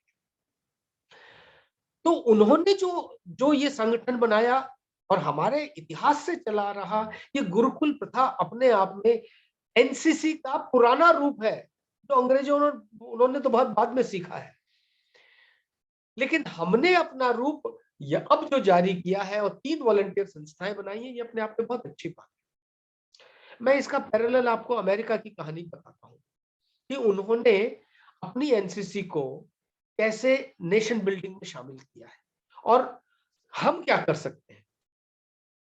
अमेरिका में, यूएसए के अंदर एनसीसी की जगह उसको ROTC बोलते हैं, रिजर्व ऑफिसर्स ट्रेनिंग कोर्स। और ग्रेजुएशन के अंदर हर नौजवान को, लड़के को, लड़की को फ्रीडम है कि वो चाहे तो इसको चुन ले, और अगर वो इसको चुनता है तो वो उसके अंदर ग्रेजुएशन करता है कम से कम, और वो चाहे तो उसके अंदर पोस्ट ग्रेजुएशन और PhD भी ROTC के अंदर कर सकता है। ROTC के अंदर रहते हुए उनको हर किस्म की ट्रेनिंग दी जाती है, और जो नौजवान मिलिट्री में ज्वाइन करना चाहता है, ROTC की 3 साल की जब वो ट्रेनिंग पार कर लेता है, उसको यूएसए की सेना के अंदर डायरेक्टली सोल्जर के तौर पर ले लिया जाता है। इंडिया में नहीं है ऐसा। क्यों किया उन्होंने ऐसा? उन्होंने देखा सेना के अंदर जैसा हम लोग करते हैं, रिक्रूटमेंट का पूरा प्रोसेस करते हैं, सब करते हैं, उन्होंने इसको थोड़ा शॉर्ट कर दिया। डायरेक्ट रिक्रूटमेंट भी है वहां पर, लेकिन इस प्रोसेस को उन्होंने शॉर्ट कर दिया। कैसे किया कि जब फर्स्ट ईयर में नौजवान ROTC ज्वाइन करता है तो उसको ट्रेनिंग दी जाती है, जैसी हमारे यहाँ ट्रेनिंग दी जाती है, तकरीबन वैसे ही ट्रेनिंग। और जैसे हमारे कैप्टन प्रशांत सराफ साहब है, वैसे ही उनके भी है। और वो जिम्मेवार है इन नौजवानों को मिलिट्री के लिए तैयार करने के लिए। एनुअल ट्रेनिंग कैंप के बाद में उनके कॉलेज में मिलिट्री से टीम आती है, टेस्टिंग टीम आती है, और वो उनको अलग अलग टेस्ट करती है। जो नौजवान पास हो जाते हैं उनको सेकेंड ईयर में लिया जाता है, बाकी या तो रिपीट करें या छोड़ सकते हैं, मर्जी उनकी। और जो सेकेंड ईयर के अंदर वही प्रक्रिया होती है, ट्रेनिंग होती है, लेक्चर्स होते हैं, क्लासेस होती हैं, और फिर उसका वही टेस्ट होता है। एनुअल ट्रेनिंग टेस्ट होता है, फायरिंग का टेस्ट होता है, फिजिकल का टेस्ट होता है, रिटन का टेस्ट होता है। और जो नौजवान पास हो जाता है कैडेट, वो थर्ड ईयर के अंदर जाता है। और जो थर्ड ईयर के अंदर जाने वाला कैडेट है उसको फिर उसी सब से जाना पड़ता है और हायर लेवल की ट्रेनिंग लेनी पड़ती है। और थर्ड ईयर के एंड के अंदर जब मिलिट्री टीम ट्रेनिंग टेस्ट के लिए आती है और जो नौजवान पास हो जाते हैं उनको वहां से सीधा रेजिमेंटल सेंटर में ट्रेनिंग देने भेज दिया जाता है। 3 महीने सीधा उनका ट्रेनिंग होता है और वो आर्मी में, नेवी में, एयरफोर्स में सोल्जर के तौर पर भर्ती हो जाता है। हमारे यहाँ ऐसा नहीं है। हम लोग 3 साल ट्रेनिंग देते हैं और फिर छोड़ देते हैं कि जी आप चाहे तो आपको 5% का रिजर्व कोटा मिल जाएगा, आपको आर्मी के अंदर भर्ती होना है, आपको रिटन एग्जाम देने की जरूरत नहीं है अगर आपने C सर्टिफिकेट किया है, लेकिन फिजिकली फिट होना पड़ेगा और विलिंग होना पड़ेगा। हमने ये सिस्टम अडॉप्ट कर रखा है। इसके बावजूद भी हमारे बच्चों को बहुत परेशानी होती है। क्यों? क्योंकि जो उनका ट्रेनिंग का लेवल है, वो ट्रेनिंग का लेवल हम उतना अच्छा नहीं कर पा रहे जितना कि मिलिट्री में होता है। और जब मिलिट्री के लेवल तक नौजवान नहीं आ पाता तो फिर मिलिट्री नहीं लेते। ये आप भी जानते हैं कि जब तक आप 1600 मीटर की दौड़ 5 मिनट से कम में नहीं कर लेंगे, आप नहीं जा पाएंगे। और अगर आपने दौड़ कर लिया है, फिजिकली फिट हो, तो रिटर्न तो देना ही नहीं है एनसीसी कैडेट को, फिर परेशानी क्या है? तो एक तो सीधी ये बात हुई सोल्जर लेवल पे, जो नौजवान सोल्जर के तौर पे ज्वाइन करना चाहता है, उसकी कहानी हुई। दूसरा हुआ ऑफिसर के तौर पर। अमेरिका में आरओटीसी में क्या करते हैं कि जो नौजवान ऑफिसर के तौर पे भर्ती होना चाहता है, उसका टेस्ट होता है।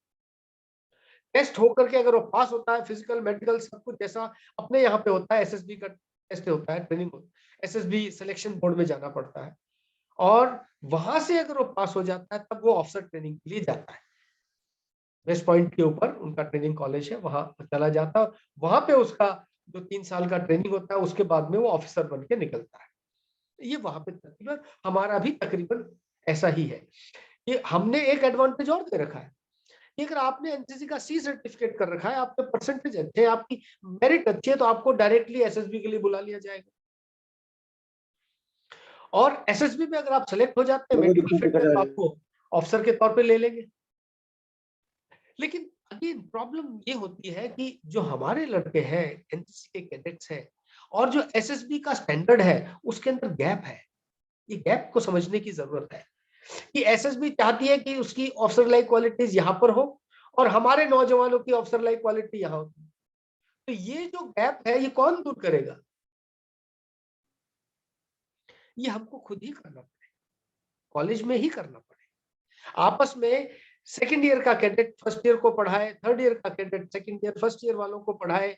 एक जो एएनओ आपके पास है, आप बहुत आपके पढ़े लिखे एएनओ है आपकी कॉलेज के अंदर, और वो मिल करके गुरुकुल तैयार करे अपनी कॉलेज के अंदर, जिसकी बात मैंने अभी की थी कि आज गुरुकुल नहीं है भारत के अंदर, लेकिन हर एक कॉलेज गुरुकुल बन सकता है। और करना क्या है? शाम को नौजवानों को इकट्ठा कर देना है, थर्ड ईयर के जो कैडेट है सी सर्टिफिकेट वाले, उनको लगाना है कि जाइए दौड़ की practice, physical practice, long jump, high jump, ये जंप, वो जंप करवाइए। और रोजाना जो ये प्रैक्टिस करेंगे मैदान में, आपकी कॉलेज के बच्चे 6 महीने के अंदर डिस्ट्रिक्ट और स्टेट लेवल के चैंपियन हो जाएंगे। 100 मीटर के अंदर, 400 मीटर्स के अंदर, 3000 मीटर्स स्टीपल चेज के अंदर, या मैराथन के अंदर। कितना पैसा लगा, क्या खर्च हुआ? 0। लेकिन आपने क्या किया? Nation building, national medal. मैं आपको एक छोटा सा उदाहरण देना चाहता हूं। मैं गोरखपुर में था, और लड़कियों का जो फायरिंग कंपटीशन, स्टेट का फायरिंग कंपटीशन आ गया था, डायरेक्टरेट का। तो हमारे पास वही, जैसे आपके पास .22 राइफल है, वैसे ही हमारे पास .22 और 4 थर्रे थे। उन थर्रों से कैसे बात बनेगा? 5 राउंड मिलते हैं, उसमें कैसे बच्चा तैयार हो? और लड़कियां वैसे भी और भी थोड़ा सा घबराने वाली। तो मैंने मिलिट्री यूनिट में बात करके उनसे, तकरीबन जो आर्मर्ड यूनिट वाले हैं, उनसे मैंने काफी सारे वो राउंड्स मंगवा लिए। उनके टैंक के अंदर वो इस्तेमाल होते हैं, उनको केसेस चाहिए तो उनका हम दे देंगे, और वो मंगवाए मैंने। उनको लेकर के एक मेरे दोस्त को बोला, यार तू आजा, मैं तेरा हिसाब किताब वेलफेयर में रखूंगा, you please train my children. और हमने महीने भर उन विमेन कैडेट्स को, सीनियर विंग की लड़कियों को तैयार किया, और हमारी 9 में से 6 लड़कियों ने डायरेक्टरेट को रिप्रेजेंट किया। सारी की सारी लड़कियां नेशनल के लिए गई, 6 उसके अंदर टॉप 10 के अंदर रही। जबकि हमारे पास कोई रिसोर्सेज, जैसे आपके पास थे वैसे ही हमारे पास थे, सिर्फ उनको लगाने की जरूरत है। और मैंने जब सभी को मैंने शेयर किया कि आप मुझे रिसोर्सेज दे दीजिए, मैं 6 महीने साल भर के अंदर नेशनल चैंपियन यहाँ निकाल दूं। वही नौजवान, वही ताकत, वही जोश आपके पास भी है। शिवाजी कॉलेज के पास भी वही है जो हिंदुस्तान में किसी और के पास में है। और 6 महीने साल के अंदर आप नेशनल चैंपियन निकाल सकते हो। उसके अंदर कोई खोपड़ी नहीं लगानी, कोई पढ़ाई नहीं करनी। हमारे नौजवान गांव के रहने वाले हैं, लड़के लड़कियां, बहुत दम है उनकी टांगों के अंदर, विल पावर बहुत है, जोश बहुत है। सिर्फ उसका इस्तेमाल कीजिए, आप नेशनल एसेट बन जाएंगे।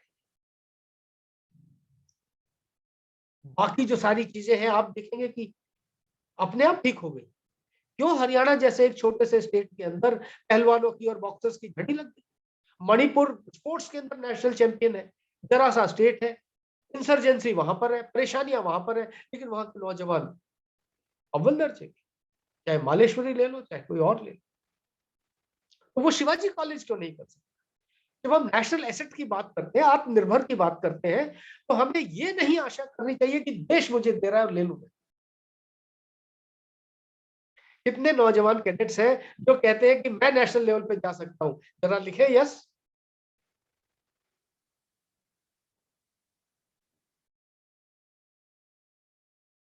अपने मैसेज बॉक्स में जो जो नेशनल लेवल पर जा सकते हैं किसी भी फील्ड के अंदर, जरूरी नहीं कि फायरिंग या एथलेटिक्स या कुछ भी हो, आप राइटिंग के अंदर जा सकते हैं, आप ऑफिसर क्लास में जा सकते हैं, आप आईएएस के अंदर जा सकते हैं। ये विल पावर होनी चाहिए सिर्फ। और आपके पास इतने इतने जबरदस्त प्रिंसिपल है जिनको अवार्ड मिल चुका है। Your college is the best awarded college, one of the oldest college in this state. Shivaji के नाम पर है यार। शिवाजी तो चंद सैनिकों के साथ में औरंगजेब के गए थे, उसकी भी जान निकाल ली उन्होंने। कैसे उसके चुंगल से निकल के बाहर आ, उसकी कहानी आपको मालूम है। तो जो नौजवान उसके पास थे वही आपके पास है आज। Thank you Zakir, thank you everyone for putting confidence. आप ये मुझे नहीं बता रहे कि आपके अंदर दम है, आप ये खुद को कॉन्फिडेंस दे रहे हो कि हाँ यार कर सकता हूं मैं। और अगर आप कर सकते हो, कर सकते हो। अगर आपने बोला कि मैं कर सकता हूं तो आप कर सकते हो। और आप अपने आप को रोज बोलिए कि मैं कर सकता हूं, देखिए क्या मजा आएगा। तीसरे ही दिन आपको पावर महसूस होने लगेगी, यार मैं तो कर सकता हूँ, बस दौड़ सकता हूँ, लिख सकता हूँ।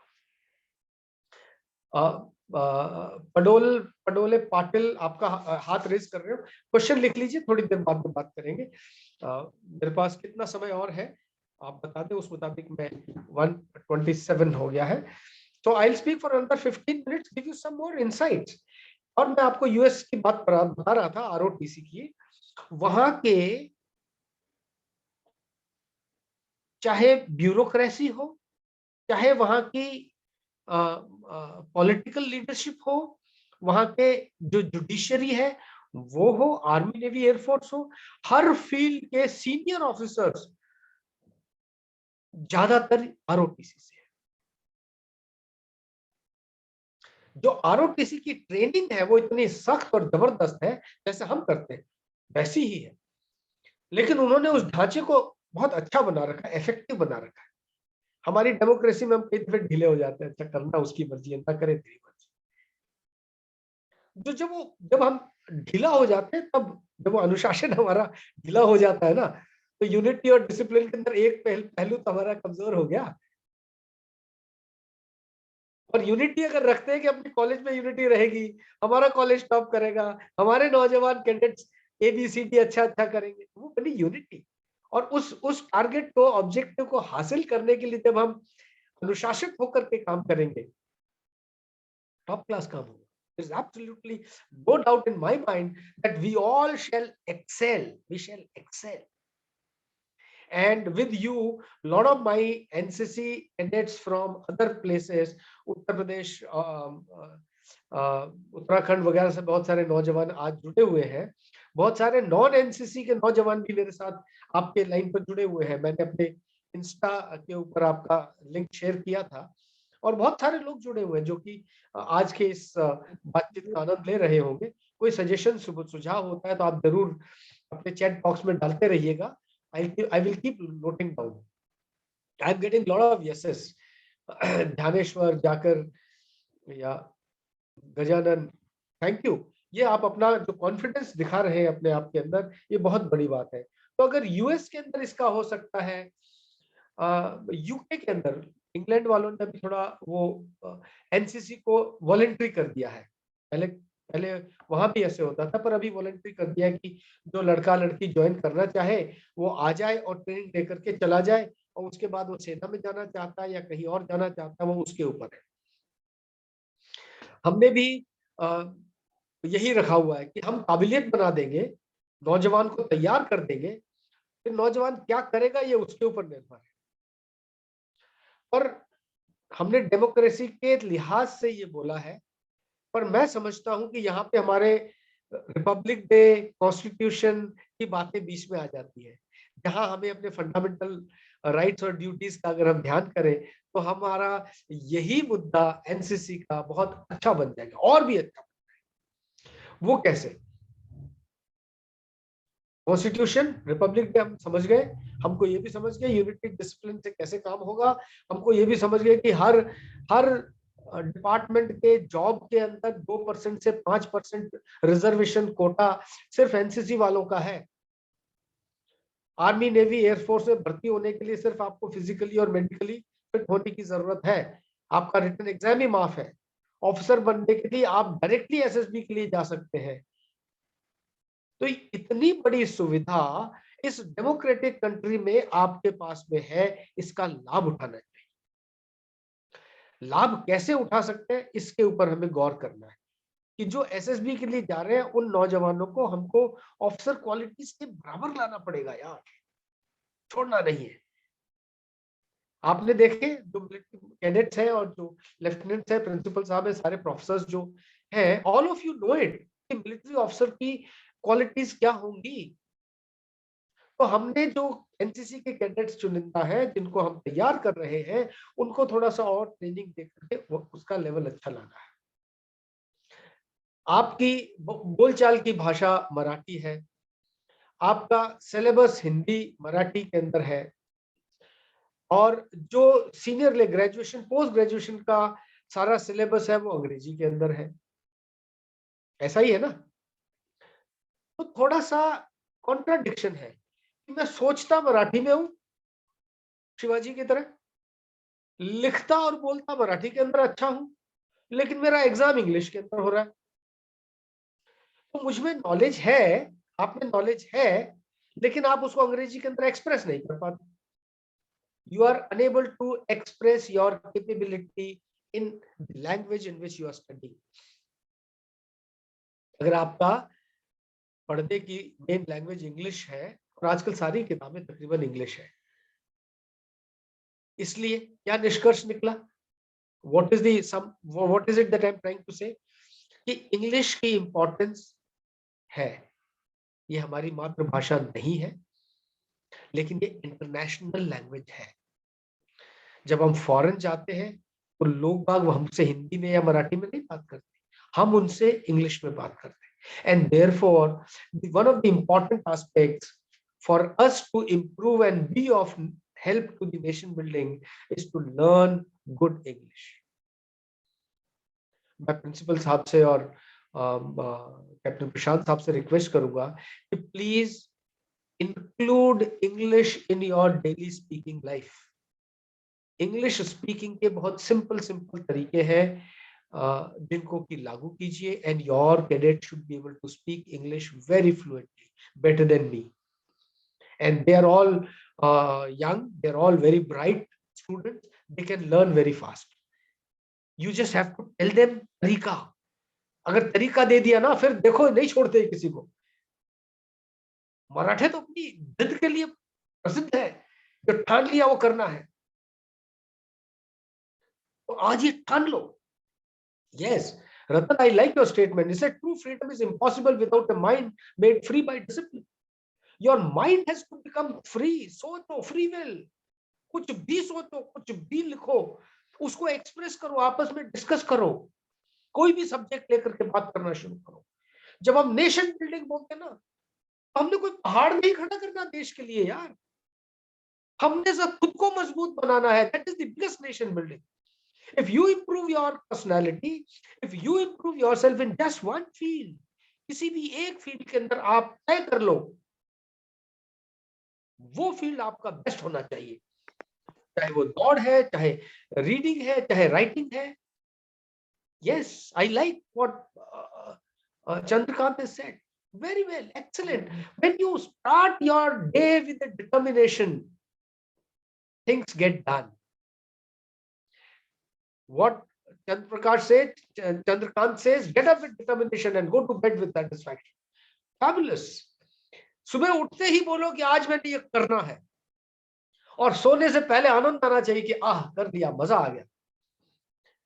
मेरे लिहाज से नेशन बिल्डिंग का आत्मनिर्भर भारत का ये पहला मुद्दा है, सबसे बड़ा मुद्दा है। उदयवाल लिखता है practice makes a man perfect. Absolutely.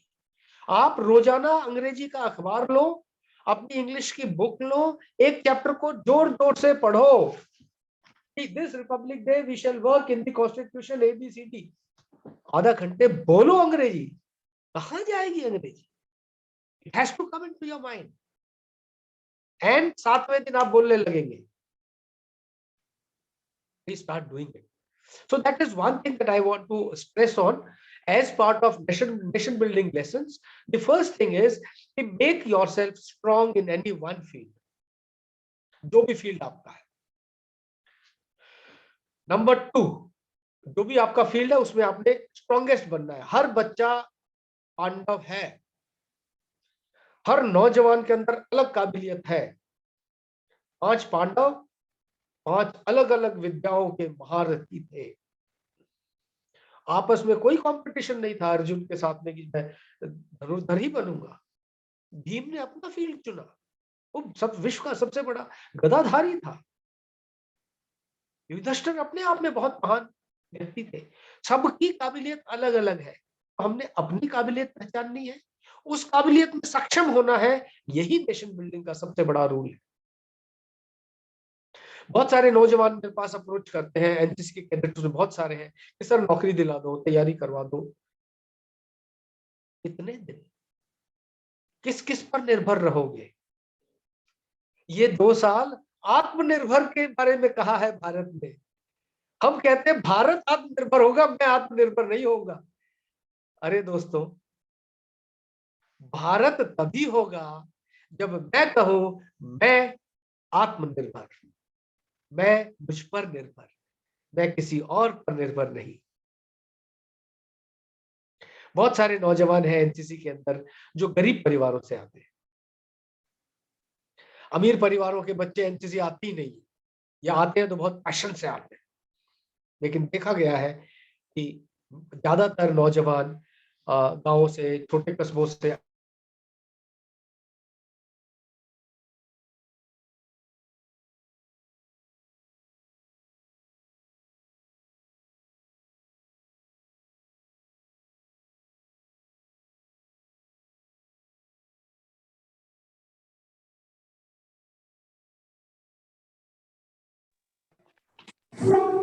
शायद ब्रिगेडियर साहब गलती से लेफ्ट हो गए हैं, एक बार उन्हें संपर्क कीजिए। हाँ सर, बिल्कुल सर। आप सर फोन करा त्यांना, अनम्यूट करा सर।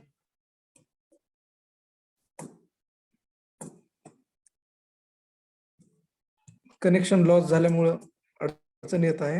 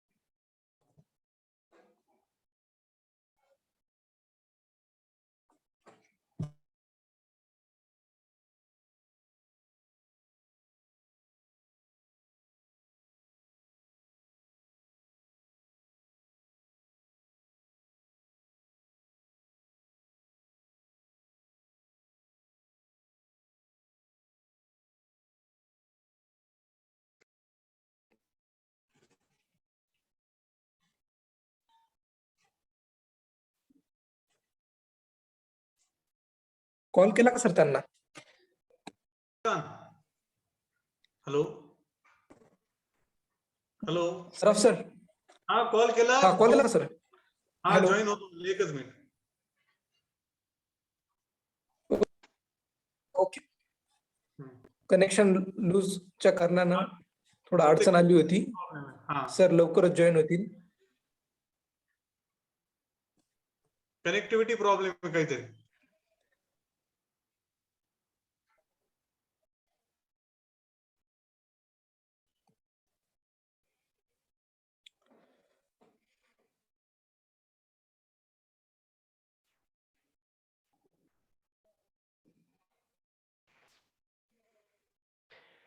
हेलो, माय अपॉलॉजीज, माफ कीजिएगा, मेरे यहाँ तो सडनली ये कुछ प्रॉब्लम आ गया तो मैं आउट हो Okay, गया. sir. Please, to be continued, sir. Okay. Yes. Thank you very much. Okay, no problem, sir. You are welcome again. Thank you, Professor Jadhav. So what I was saying is कि देखिए, जो अभी समस्या आई ये तो एक छोटे से इंटरनेट की समस्या थी. जब हम नेशन बिल्डिंग की बात करते हैं तो आप एक बार नहीं 1000 बार गिरेंगे. Failures have to become part of us. And once you start understanding that you will fail that number of times, but you have to make sure that you rise every time. हारा वही जो, क्या बोलते हैं, हारा वही जो लड़ा नहीं. जो लड़ता रहा वो आज नहीं तो कल जीतेगा. Right? So once again, okay, now, so what we need to understand is कि देश, जब नेशन बिल्डिंग, आत्मनिर्भर भारत की बात करते हैं तो हमें यही समझने की जरूरत है कि मैं देश के लिए क्या कर रहा हूं. आने वाले समय में धीरे धीरे नौकरी कम होती जाएगी और हमको स्वयं पर निर्भर रहना पड़ेगा. पूरा विश्व कैपिटलिस्ट की तरफ जा रहा है, हम भी वैसे ही जाएंगे. और इसलिए जो नौजवान 12वीं के बाद फर्स्ट ईयर में आ जाता है, Janardan, please, we will take your question soon after this. Let me finish the talk, then we will take your question. Thank you. तो मैं कह रहा था, जो नौजवान 12वीं में आ जाता है या फर्स्ट ईयर में आ जाता है, तो आप देखिए वो 18 साल का तो हो गया है ना. हो गया ना. फर्स्ट ईयर का कोई नौजवान है जो 18 से कम है, हाथ खड़ा करें. Okay, all right. तो सभी 18 से ऊपर है ना. अगर आप 18 से ऊपर है तो आपको वोट देने का अधिकार है. नहीं सर, 18 से अंदर के भी है, मगर हैंड रेज करने में थोड़ा तकलीफ होगी शायद. कोई बात नहीं, पर मेजॉरिटी तो 18 से ऊपर ही है. हाँ, यस सर. तो सभी को सरकार चुनने का अधिकार है. तो जब आप नेशन बिल्डिंग के लिए अपना वोट देते हैं तो खुद को, सेल्फ बिल्डिंग के लिए खुद को तो वोट दो कम से कम. मुझे खुद को मजबूत बनाने के लिए किसको वोट देने जाना है बाहर. और मैं खास करके हमारे जो रूरल एरिया के नौजवान दोस्त हैं, एनसीसी के कैडेट्स हैं या तो एनसीसी में नहीं है, मैं उनको भी कहना चाहूँ, सबको कहना चाहूँ कि आप जब फर्स्ट ईयर में आते हैं तो आपके पास इनकम का एक जरिया होना चाहिए खुद का. पापा जी से जेब खर्च नहीं लेना है. अब ये बड़ा पेचीदा सवाल है कि साहब मैं क्या करूं. कल ही मेरी एक नौजवान से बात हो रही थी, उसको कह रहा है सर मैंने बीटेक कर लिया, कहीं नौकरी लगा दीजिए. अकोला का रहने वाला, महाराष्ट्र. तो मैंने कहा यार तुमने बीटेक कर रखा है. कहते यस सर. तो मैंने क्या कर सकते हो. कहता सर मैं तो कुछ नहीं कर सकता, गरीब घर से हूं. तो मैंने कहा फिर बीटेक क्यों किया आपने, गरीब ही रहना था. अगर आप गरीब घर से हैं और आपने बीटेक कर लिया है, ज्ञान अर्जित कर लिया है, आपने फर्स्ट ईयर कर लिया है, सेकंड ईयर कर लिया है, तो आप इस काबिल हैं कि अपना कुछ भी छोटा मोटा इनकम शुरू करने की काबिलियत है. लेकिन दिल पे हाथ रख करके कहिए कि आपके कॉलेज के या देश के किसी भी कॉलेज के कितना % नौजवान अपना खर्चा खुद चलाते हैं, बताइए. जो नौजवान कैडेट्स या और लोग जुड़े हुए हैं, please right yes in your chat box. अगर आप अपना खर्चा खुद चलाते हैं तो अपना please right yes, I shall be very happy. Sameer yes, well done. Lakshmi yes, अपना खर्चा खुद चलाते हो. Ganesh yes, Zakir yes, Abhishek yes. Pathe, Vijay, yes, excellent. Nagesh, Ambor, Sachin, excellent. I am so happy. अब जो नौजवान अपना खर्चा खुद नहीं लेते हैं और मम्मी पापा से लेते हैं, वो लिखिए नो, कि मैं अपना खर्चा खुद नहीं चलाता हूं, नो लिखिए। I am very happy to see कि बहुत सारे नौजवान हैं जो अपना खर्चा खुद चला रहे हैं और बहुत सारे हैं जो अपना खर्चा नहीं चला रहे। नथिंग रॉन्ग, हमारी संस्कृति कहती है हमारे माँ बाप बच्चों की सेवा करेंगे, मैं अपने बच्चों का ध्यान रखूंगा। हर माँ बाप अपने बच्चे को बेस्ट बनाना चाहता है, nothing wrong, absolutely nothing wrong. तो अगर आप अपना खर्चा खुद नहीं चला रहे हैं तो कोई गलत नहीं है, लेकिन मैं जो कहना चाहता हूं वो ये है कि अब आप नौजवान हो गए हैं, अगर आपको देश की सरकार चुनने का अधिकार है तो आप अपना इनकम चुनने का अधिकार क्यों खोते हो? हमको खुद अपना खर्चा निकालने की तरतीब सोचनी पड़ेगी। और इतने काम है देश में, अपने घर में, गांव में करने वाले, जो कि आप अपने प्रायोरिटी टाइम पर कर सकते हैं, सेकेंडरी टाइम पर कर सकते हैं, पैशन के तौर पे, हॉबी के तौर पे कर सकते हैं। इंटरनेट और मोबाइल आजकल इतना बढ़िया जरिया आ गया है जिससे आप नई स्किल सीख सकते हैं। वो स्किल सीखिए, उस स्किल से अपनी इनकम जारी करने का तरतीब सोचिए। नहीं होता है तो आपके कैप्टन प्रशांत और प्रिंसिपल साहब और प्रोफेसर इस काबिल है कि नौजवानों को समझा सके, बता सके कि हर नौजवान क्या कर सकता है। जरूरी नहीं कि सभी नौजवान एक ही काम करें। सभी ने अपने कॉलेज के आगे चाय की दुकान नहीं लगानी, प्लीज डोंट डू दैट। और सभी ने एक ही काम नहीं करना, कर भी नहीं सकते हैं। पांडव सब अलग थे, सबने अलग अलग धारी बने, गदाधारी, धनुर्धारी। आप क्या धारी हैं? आप वो गुणधारी बनिए, और जब वो गुण आपके पास में है, आप सक्षम बनने की सीढ़ी बना चुके हैं। और जब तक आप ग्रेजुएशन करेंगे, आपकी लाइन ऑफ थिंकिंग बहुत क्लियर होगी कि मैंने जिंदगी के अंदर ये करना है। वही तो है नेशन बिल्डिंग। साथ में आपको एनसीसी ट्रेनिंग दे रही है, यूनिटी और डिसिप्लिन सिखा रही है, बहुत सारे सोशल वर्क आप कर रहे हैं, एडवेंचर कैंप आप कर रहे हैं। तो इन सब चीजों से मिल करके ही हमारी नेशन बिल्डिंग होगी। अब इसके अंदर एक थोड़ा सा शक मुझे आता है कई दफे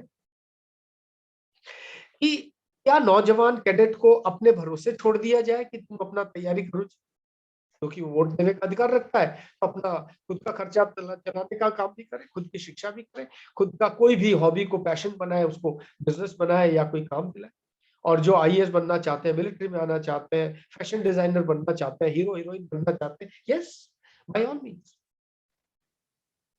मैं अर्ज करूंगा हमारे जितने भी प्रोफेसर्स जुड़े हुए हैं उन सब से कि please, you are the mentors. आप सब द्रोणाचार्य हैं, और भारतीय संस्कृति तो कहती है तस्मै श्री गुरुवै नमः। उससे बढ़िया तो कुछ है नहीं। और मैं तो खुद आपको हाथ जोड़ करके नमन करता हूं और कहता हूं कि आप इन नौजवान कैडेट्स के कर्णधारी हैं। आप हैं जो इनको रास्ता दिखा सकते हैं। वैसे तो हर कैडेट अपने आप में एकलव्य है, लेकिन अगर उस एकलव्य को द्रोणाचार्य मिल गए होते तो एक नहीं, दो धनुर्धारी होते, एक अर्जुन होता, एक एकलव्य होता। तो आप वो द्रोणाचार्य हैं जो हर अर्जुन को निखार सकते हैं। और कहीं अकेला अगर एकलव्य काम कर रहा है तो उसको लाइए, सिखाइए, रास्ते पर लाइए। सिर्फ दुविधा ये है कि इस कार्य के लिए आपको एक्स्ट्रा पेमेंट नहीं मिलेगा। इस कार्य के लिए सरकार ने आपको अलग से जिम्मेवारी लिख करके नहीं दिया है। It is a moral obligation. These are ethical responsibilities that we as teachers hold. Why am I speaking to all of you? मैं आपकी कॉलेज में किसी को नहीं जानता, लेकिन एक नौजवान कैडेट ने मुझसे बात किया, कहीं सुना होगा उसने मेरा इंस्टा लाइव के ऊपर, मुझे हजारों बच्चे फॉलो करते हैं। और उसने मुझसे रिक्वेस्ट किया कि सर हम ऐसा करना चाहते हैं। मेरे लिए ये मौका था कि मैं इस कॉलेज के लिए नामदेव बन सकूं। अगर मैंने संत नामदेव का काम अगर एक क्षण के लिए कर दिया तो मैं अपने आप को सफल समझूंगा कि जो मुझे आता है, जो नामदेव को आता था, उसने महाराष्ट्र में दिया, उसके फॉलोवर्स यहाँ ही नहीं पंजाब तक गए।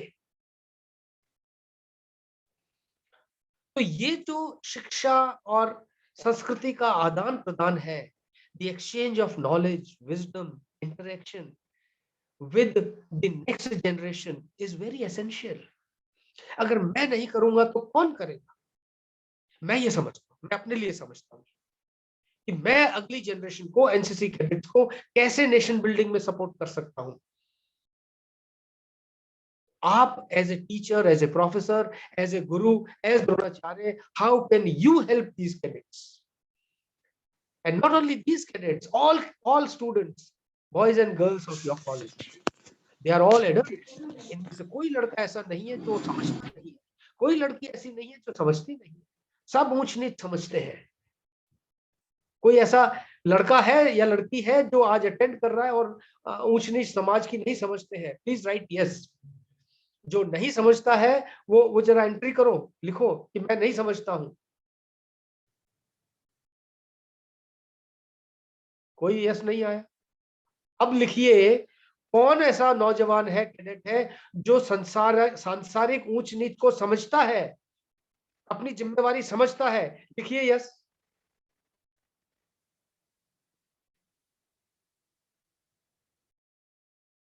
प्रिंसिपल साहब यस की झड़ी लग गई है, बारिश हो रही है यस की। So these are the cadets who understand the social structure, they understand their responsibilities, they understand their duties. तो फिर क्या हो गया है कि भारत अभी तक टॉप वर्ल्ड का टॉप नेशन नहीं बना? ओलंपिक्स में हमारे रोजाना मेडल्स नहीं आते, इकोनॉमी हमारी टॉप क्लास नहीं है, हर जगह हमें परेशानी होती है, इतना करप्शन, ये कहानी वो कहानी हम सब सुनते हैं रोजाना। Thank you all. Thank you so much. I am so obliged. All of you are so responsible. I am actually elated. You made me humble. आपने जिम्मेवारी का एहसास स्वयं करके, यस लिख करके मुझे आभारित कर दिया। मैं आपका आभारी हूं कि आप अपनी जिम्मेवारी समझते हैं। नेशन बिल्डिंग के लिए सबसे पहले बड़ा काम यह है कि जिम्मेवारी समझना, अपनी कमियां समझना और ये हाँ करना कि यार मैं गलती कर सकता हूं। अगर गलती कर दी है तो यस कह सकूं, जी गलती हो गई, अगली बार नहीं करूं। और वो सबके लिए लागू है, एनसीसी कैडेट्स के लिए भी लागू है, दूसरों के लिए भी लागू है। मैं गुरु के तौर पर हूं तो मुझ पर भी लागू है, पिता के तौर पे हूं तो मुझ पर भी लागू है कि अगर मैं गलती करता हूं तो मुझे बच्चों को बताने में कोई ऐतराज नहीं होना चाहिए था कि बेटा गलती हो गई। Not here after. So all that I want to tell you is कि enjoy this life. इतना सीरियस होने की जरूरत नहीं है कि बस नेशन बिल्डिंग खेल के मैदान से लेकर के आसमान की उड़ान तक हर जगह शामिल। ये जिंदगी एक ही है, इसका पूरा आनंद लीजिए। अगर पिछले कर्मों की वजह से आज आप अच्छे नहीं हैं तो आज तो आप अपना खुद का डिसीजन ले सकते हैं कि जो मुझे मिला, चाहे माता पिता से मिला या नहीं मिला या पिछले जन्म के कर्मों की वजह से मैं आज जिंदगी खराब है मेरी, लेकिन आज के बाद में अच्छा या बुरा करने का डिसीजन किसके हाथ में है? आपके हाथ में है, सरकार के हाथ में है, प्रिंसिपल साहब के हाथ में है, जो मैं बोल रहा हूं मेरे हाथ में, किसके हाथ में है? लिखिए जरा चैट बॉक्स के अंदर। Thank you. हमारे अपने हाथ में है ना, और जो हमारे लिख रहे हैं उसमें मुझे शक है। हमारे हाथ में, गणेश ने भी लिखा हमारे हाथ में। हमारे मतलब आप, मम्मी पापा, दोस्त, भाई बहन, आप सबके हाथ में है क्या आपके भविष्य की जिम्मेवारी? यस, सुनने वाले ने लिखा मेरे हाथ में। Yes, I like that statement. मेरी जिम्मेवारी मेरी है, हमारी नहीं है। हमारी मतलब कोई और करेगा जी। जब मैं कहता हूं मेरी जिम्मेवारी है तो कौन करेगा? मैं करूंगा। मेरा भाई बहन दोस्त नहीं करेगा, मैं करूंगा। तो जिम्मेवारी कौन ले रहा है? मैं ले रहा हूँ। जब ये धारणा मन में आ जाएगी तो खुद का डेवलपमेंट, समाज का डेवलपमेंट, देश का डेवलपमेंट अपने आप होगा। मैंने तकरीबन 2 बज गए हैं, so I have spoken for more than 45 minutes and मैं अपनी वाणी को यही विराम दूंगा। बहुत सारी बातें हैं जो मैं कर सकता हूँ, खेल के मैदान से लेकर के लड़ाई के मैदान तक। एक छोटा सा वाकया जरूर सुनाना चाहूंगा कि हम लोग, मैं इन्फेंट्री से हूँ, पैदल सेना से हूँ। JK राइफल्स मेरी रेजिमेंट है और सारी जिंदगी मैंने कश्मीर के अंदर, ईस्ट के अंदर काटी है, बॉर्डर पर काटी है, लाइन ऑफ कंट्रोल पे काटी है। एक बार की बात है, हम लोग 1996 की बात है, कारगिल के अंदर थे हम लोग। कारगिल के एक जगह है द्रास में मेरी यूनिट पोस्टेड थी और हम लोग ऊपर पोस्ट पे रहते थे। तो हमारी जो पोस्ट थी वो दुश्मन की पोस्ट्स के नीचे थी और दुश्मन हमसे 200 गज की दूरी पे था और लाइन ऑफ कंट्रोल उसके बीच में से चलती थी। और वो रोजाना हमको ना वहां से गोलियां मारता था, कभी हैवी मशीन गन से, कभी अपने मोटर से, और क्योंकि हम वो ऊपर था, हम कुछ भी नहीं कर सकते थे। जब देखो हमारा जरा भी मूवमेंट हो, वो गोलियां चलाना शुरू कर देता। तो हमको उसने फोर्स किया कि दिन में तो हरकत कर ही नहीं सकते थे हम लोग, क्योंकि वो देखता था, गोली चलाता था। उसको कई दफे चिल्ला करके बोलते भी थे, चिल्ला कर बोलते थे कि साथी हमारी कोई लड़ाई नहीं चल रही है, राशन पानी आ रहा है, तो गोली चला रहे। वो कहता है तुम हिंदुस्तानी हम जिंदा नहीं छोड़ेंगे। और माँ बहन की गालियां चलती थी सरेआम। 15,000 फुट की ऊंचाई पर जब दुश्मन ऐसे गोलियां मार रहा हो, आप नीचे हो, रोज भुगत रहे हो। और जब मैं वहां पहुंचा, पोस्ट पे गया, तो मुझे लगा यार ये तो बहुत मुश्किल है। मैं भी रात को गया, डरते डरते गया कि पता नहीं, टॉर्च भी नहीं ऑन कर सकते थे, और वो बिल्कुल खटी चढ़ाई, बर्फीले पहाड़। तो मैं कुछ दिन पोस्ट पे ही रहा। मैंने कहा यार इसको कुछ करना पड़ेगा, कुछ करना पड़ेगा, वरना दुश्मन में हमको छोड़ेगा नहीं। सो हमने कहा रोज रात को फंसे हुए तो रहते ही हैं, कुछ किया जाए। तो 3-4 दिन बाद में मैंने अपनी मीडियम मशीन गन की पार्टी को लिया, एक लाइट मशीन गन की पार्टी को लिया, 4 लोग, हम 4 लोग, 2 MMG वाले, एक LMG वाला और एक मैं। और हम लोगों ने जो जैसे मैं आपको बता रहा था कि दुश्मन यहाँ है और हम यहाँ, वो मारता था, हम हमारे साइड वाले पहाड़ से होकर के, जो इसके सामने हमारा पहाड़ था और वो इससे ऊपर था, और वो चोटी उनसे तकरीबन 300 फुट के आसपास ऊंची होगी और दूरी के अंदर तकरीबन 500 मीटर की दूरी होगी, 400-500 मीटर की दूरी। तो हम लोग ऊपर गए और उस रात को हम 2-3 दिन का राशन लेकर गए, हम शक्कर पारे और चने और पानी लेकर के गए। और मिडनाइट तक हमने वो LMG वहां पे लगा ली, अपनी MMG लगा ली।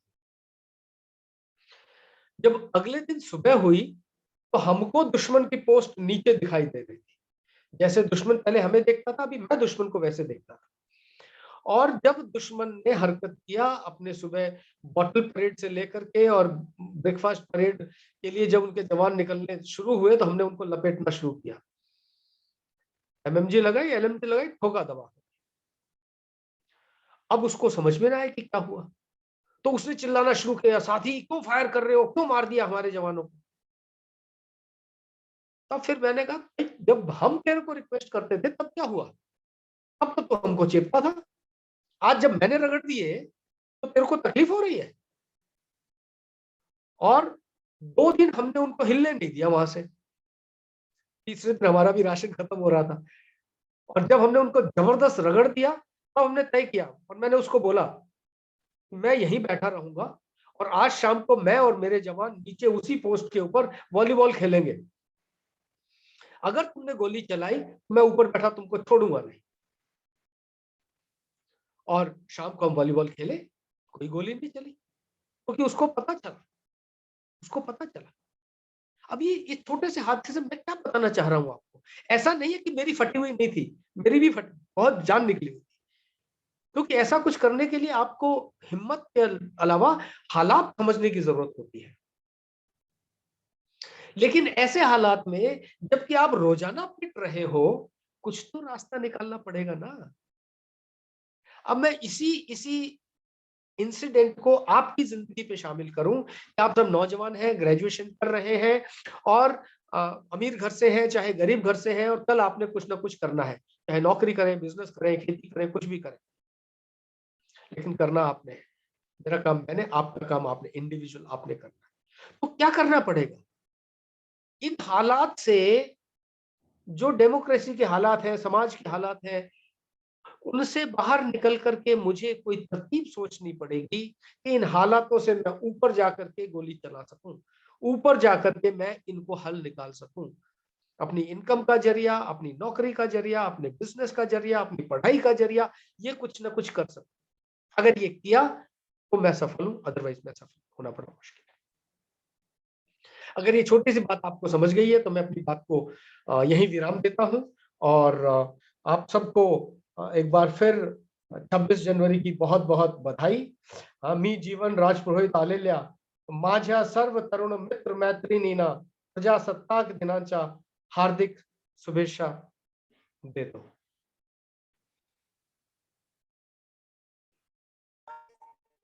Thank you, sir. You have very such a nice way you have motivated us, guided us in our mother tongue also. So we are very happy to listen our mother tongue from your side by leading various examples, experiences you had in your service.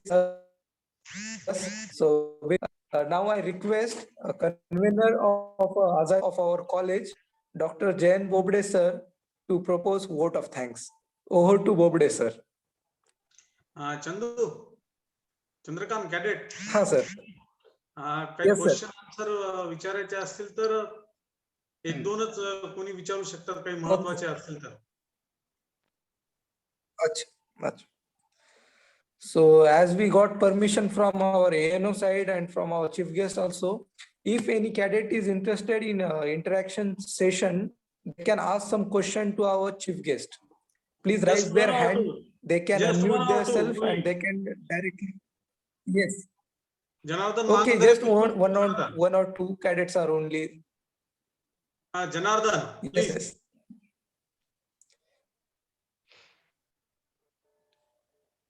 Janardhan Mangdare. You can unmute Janardhan. Janardan ने chat max में Please unmute yourself. Message भेजा है. अच्छा. He has said that he is going for SSB. Yes. And he wants support. So what is he saying exact? आपकी requirement है तो बताएं. ये सिर्फ I am cadet Janardhan facing SSB next month Prayagraj. What qualities do GTO's officers want in a candidate? Basically ये समझने की जरूरत है कि जब आप SSB के इंटरव्यू के लिए जाते हैं, firstly you have to be very good in English. The SSB interview is, the language given is English, and therefore you should be good in speaking English and good in your expressions. Number one. Number two, you should be a good citizen. एक अच्छा अफसर होना मतलब कि आप अच्छे नागरिक हैं, आपके अंदर आधी से ज्यादा गुण आ जाए. और तीसरा है जो स्पेसिफिक ऑफिसर लाइक क्वालिटीज है और इंटरव्यू का 5 days का प्रोग्राम कैसे होता है, that I can explain to you separately. Yes, if you want, I can organize a separate SSB sessions for all of you. Yes. That can be at whatever cost, because I have lot number of other activities which can be organized through ANO. I'm happy to do that. Okay, sir. Thank you. Suffice to say that SSB is one such interview where they check the frame of the army and your frame. Army की qualities का, army की officers के अंदर क्या characteristics होना चाहिए वो listed है और वो एक फ्रेम सा बना हुआ है कि हमें ऐसा नौजवान चाहिए. अब जब आप एसएसबी के लिए जाते हैं तो आपका पूरा साइकोलॉजी चेक होता है, टीम वर्क चेक होता है, लीडरशिप क्वालिटी चेक होती है, फॉलोअरशिप की क्वालिटी. जितना ज्यादा बड़ा लीडर बनने की जरूरत है उतना ही ज्यादा बड़ा फॉलोअर बनने की जरूरत है. अगर मैं ऑर्डर्स फॉलो नहीं कर सकता तो मैं ऑर्डर दूंगा कैसे? और कोई मेरा ऑर्डर क्यों मानेगा अगर मुझे ही फॉलो नहीं करना आता तो सबसे पहले फॉलो करना आना चाहिए, फिर लीडिंग करना आना चाहिए। तो वो दोनों फ्रेम जब चेक होते हैं तो हम दोनों फ्रेम्स को मिलाते हैं कि जो कैंडिडेट एसएसबी के लिए आया ये मेरा खाका है, ये कैंडिडेट का खाका है, अगर वो हमारे खाके में हमारे फ्रेम में फिट बैठता है हम ओके बोल दें। Thank you sir. और अगर आपकी साइकोलॉजी कहती है कि you are more suited for business job, you are more suited to be a writer, to be author, painter, etcetera, and you are not more suitably inclined towards services, then we say, friend, your option should be something else, not army. तो हम simply frame मिलाते हैं और कहते हैं frame मिलाने की तरतीब है we check the psychology, और जो साइकोलॉजी हमें आर्मी में, नेवी में, एयरफोर्स में चाहिए, if it is there in you, you are good at it. But if you want to develop this, it takes time. And therefore, NCC is the best place, your college time is the best place when you can gradually improve your personality. If you like, I can do personality sessions for all of you. If personality development करना है तो कैसे करना है, क्या चीज है जो कि आप में पहले तो पहचान करनी है, फिर उसको डेवलप करना है ताकि जब आप एसएसबी के लिए जाए you are the right material. English पे जोर दीजिए, अपनी क्वालिटीज पे जोर दीजिए, और अगर आप एनसीसी स्पेशल एंट्री से जा रहे हैं तो एग्जाम तो कोई है ही नहीं, सीधा एसएसबी जाना है, अपना पर्सनालिटी दिखाना है, you will be selected. It is so simple. लेकिन जो एसएसबी के स्टैंडर्ड है वहां तक हमको पहुंचना पड़ेगा। That we have to understand. Pawar screen share कर दो Pawar. All right, if that answers, we can go to the next question, please. Last question. Anyone? Ask to Brigadier sir.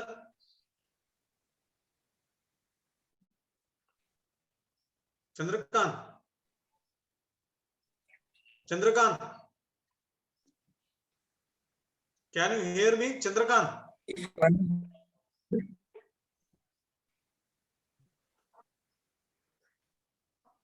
Please.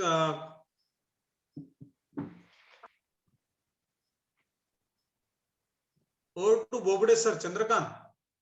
अदम्य साहस, पराक्रम तथा बलिदान से भारत माँ की रक्षा करने वाले सभी सैनिकों को मैं सादर नमन करता हूँ। सभी साथियों को मैं गणतंत्र दिवस की हार्दिक शुभकामनाएं देता हूँ। आजादी का अमृत महोत्सव इस समारोह के अवसर पर हमारे राष्ट्रीय छात्र सेना के विभाग के द्वारा आयोजित इस विशेष व्याख्यान के लिए आमंत्रित मार्गदर्शक ब्रिगेडियर जीवन राज जी पुरोहित जी ने पिछले 1.5 घंटे से हमारे छात्रों को, कैडेट्स को बहुत ही सुमधुर वाणी में साहसपूर्ण और प्रेरणादायी ऐसा व्याख्यान दिया है। मैं उनके प्रति आभार प्रकट करना चाहूंगा। आभार तो नहीं करूंगा, लेकिन मैं उनके प्रति कृतज्ञता व्यक्त करना चाहूंगा कि हमारे साथ वे जुड़े रहें, हमारे छात्रों को सदैव रूप से मार्गदर्शन करते रहें। सर, मैं आपका भाषण सुनता रहा हूं पिछले 1.5 घंटे से, और मैं बिल्कुल आपके भाषण सुनते ही भाव विभोर हो चुका हूं, क्योंकि एक सैनिक को सुनना, एक सिपाही को सुनना, ऐसे कम मौके मिलते हैं कि आप जैसे ब्रिगेडियर इस पद पर रह चुके ऐसे सिपाही को सुनना बहुत अच्छा लगा, और हमारा सीना फूल कर आया और बहुत अच्छा लगा। हमारे छात्रों को देश सेवा, साथ ही साथ व्यक्तित्व विकास और सैन्य भर्ती के लिए किस किस प्रकार की आवश्यकता होती है, इस पर आपने बहुत ही जबरदस्त ऐसा मार्गदर्शन किया है। मैं चाहूंगा कि आप हमारे साथ भविष्य में जुड़े रहें और हमारे छात्रों को मार्गदर्शन करते रहें। आपके लिए मैं 1-2 पंक्तियां सभी के सामने मैं शेयर करना चाहूंगा। शौर्य साहस का तुम चंदन हो, शौर्य साहस का तुम चंदन हो, हे मातृभूमि के वीर तुम्हारा वंदन हो। आदरणीय सर, हम आपके प्रति महाविद्यालय की ओर से कृतज्ञता ज्ञापित करते हैं। हमारे महाविद्यालय के प्रधानाचार्य डॉक्टर साहब जादव जी का भी मैं कृतज्ञता आभार प्रकट करता हूं। हमारे बीच जुड़े हुए हमारे उप प्रधानाचार्य डॉक्टर श्रीनिवास केसीटी जी का भी मैं आभार प्रकट करता हूं। इस कार्यक्रम के आयोजक हमारे सहयोगी लेफ्टिनेंट डॉक्टर प्रशांत जी सराफ, उनका भी मैं आभार प्रकट करता हूं। और सबसे महत्वपूर्ण है कि इस कार्यक्रम के लिए जो जुड़े हुए हमारे सभी कैडेट्स है, उनका भी मैं आभार प्रकट करता हूं, कृतज्ञता व्यक्त करता हूं। और साथ ही साथ इस अवसर पर मैं अध्यक्ष महोदय की ओर से कार्यक्रम की समाप्ति की उद्घोषणा करता हूं। आदरणीय सर, आपने जो मराठी में बात की है उसके प्रति भी मैं पुनः एक बार आपका कृतज्ञता आपके प्रति मैं व्यक्त करता हूं, आभार प्रकट करता हूं और कार्यक्रम समापन की उद्घोषणा करता हूं। Thank you sir, thank you. Thank you very much, been really pleasure. और जाते you, sir. जाते मुझे मराठी नहीं आती, आज ही सीखी है मैंने। Thank you sir. और जाते क्या बात जाते है, कहना क्या बात। चाहूंगा कि स्वतंत्रतेच्या घेण्याचे नाही तर देण्याचे नाव आहे, नेताजी सुभाष चंद्र बोस आहे। Thank you sir. क्या बात, आप Thank सबको you very much, sir. बहुत बढ़िया, बहुत बढ़िया। बहुत बढ़िया। I shall leave. Thank you very much. Yes sir, okay sir, मैं मीटिंग क्लोज करता हूँ। Thank you. Yeah. Anything Thank you that I very much. can do, I'm open to support. Yes sir, thank you sir। Right. Bye bye. All the very best to everyone. Yes sir, Thank you. thank you।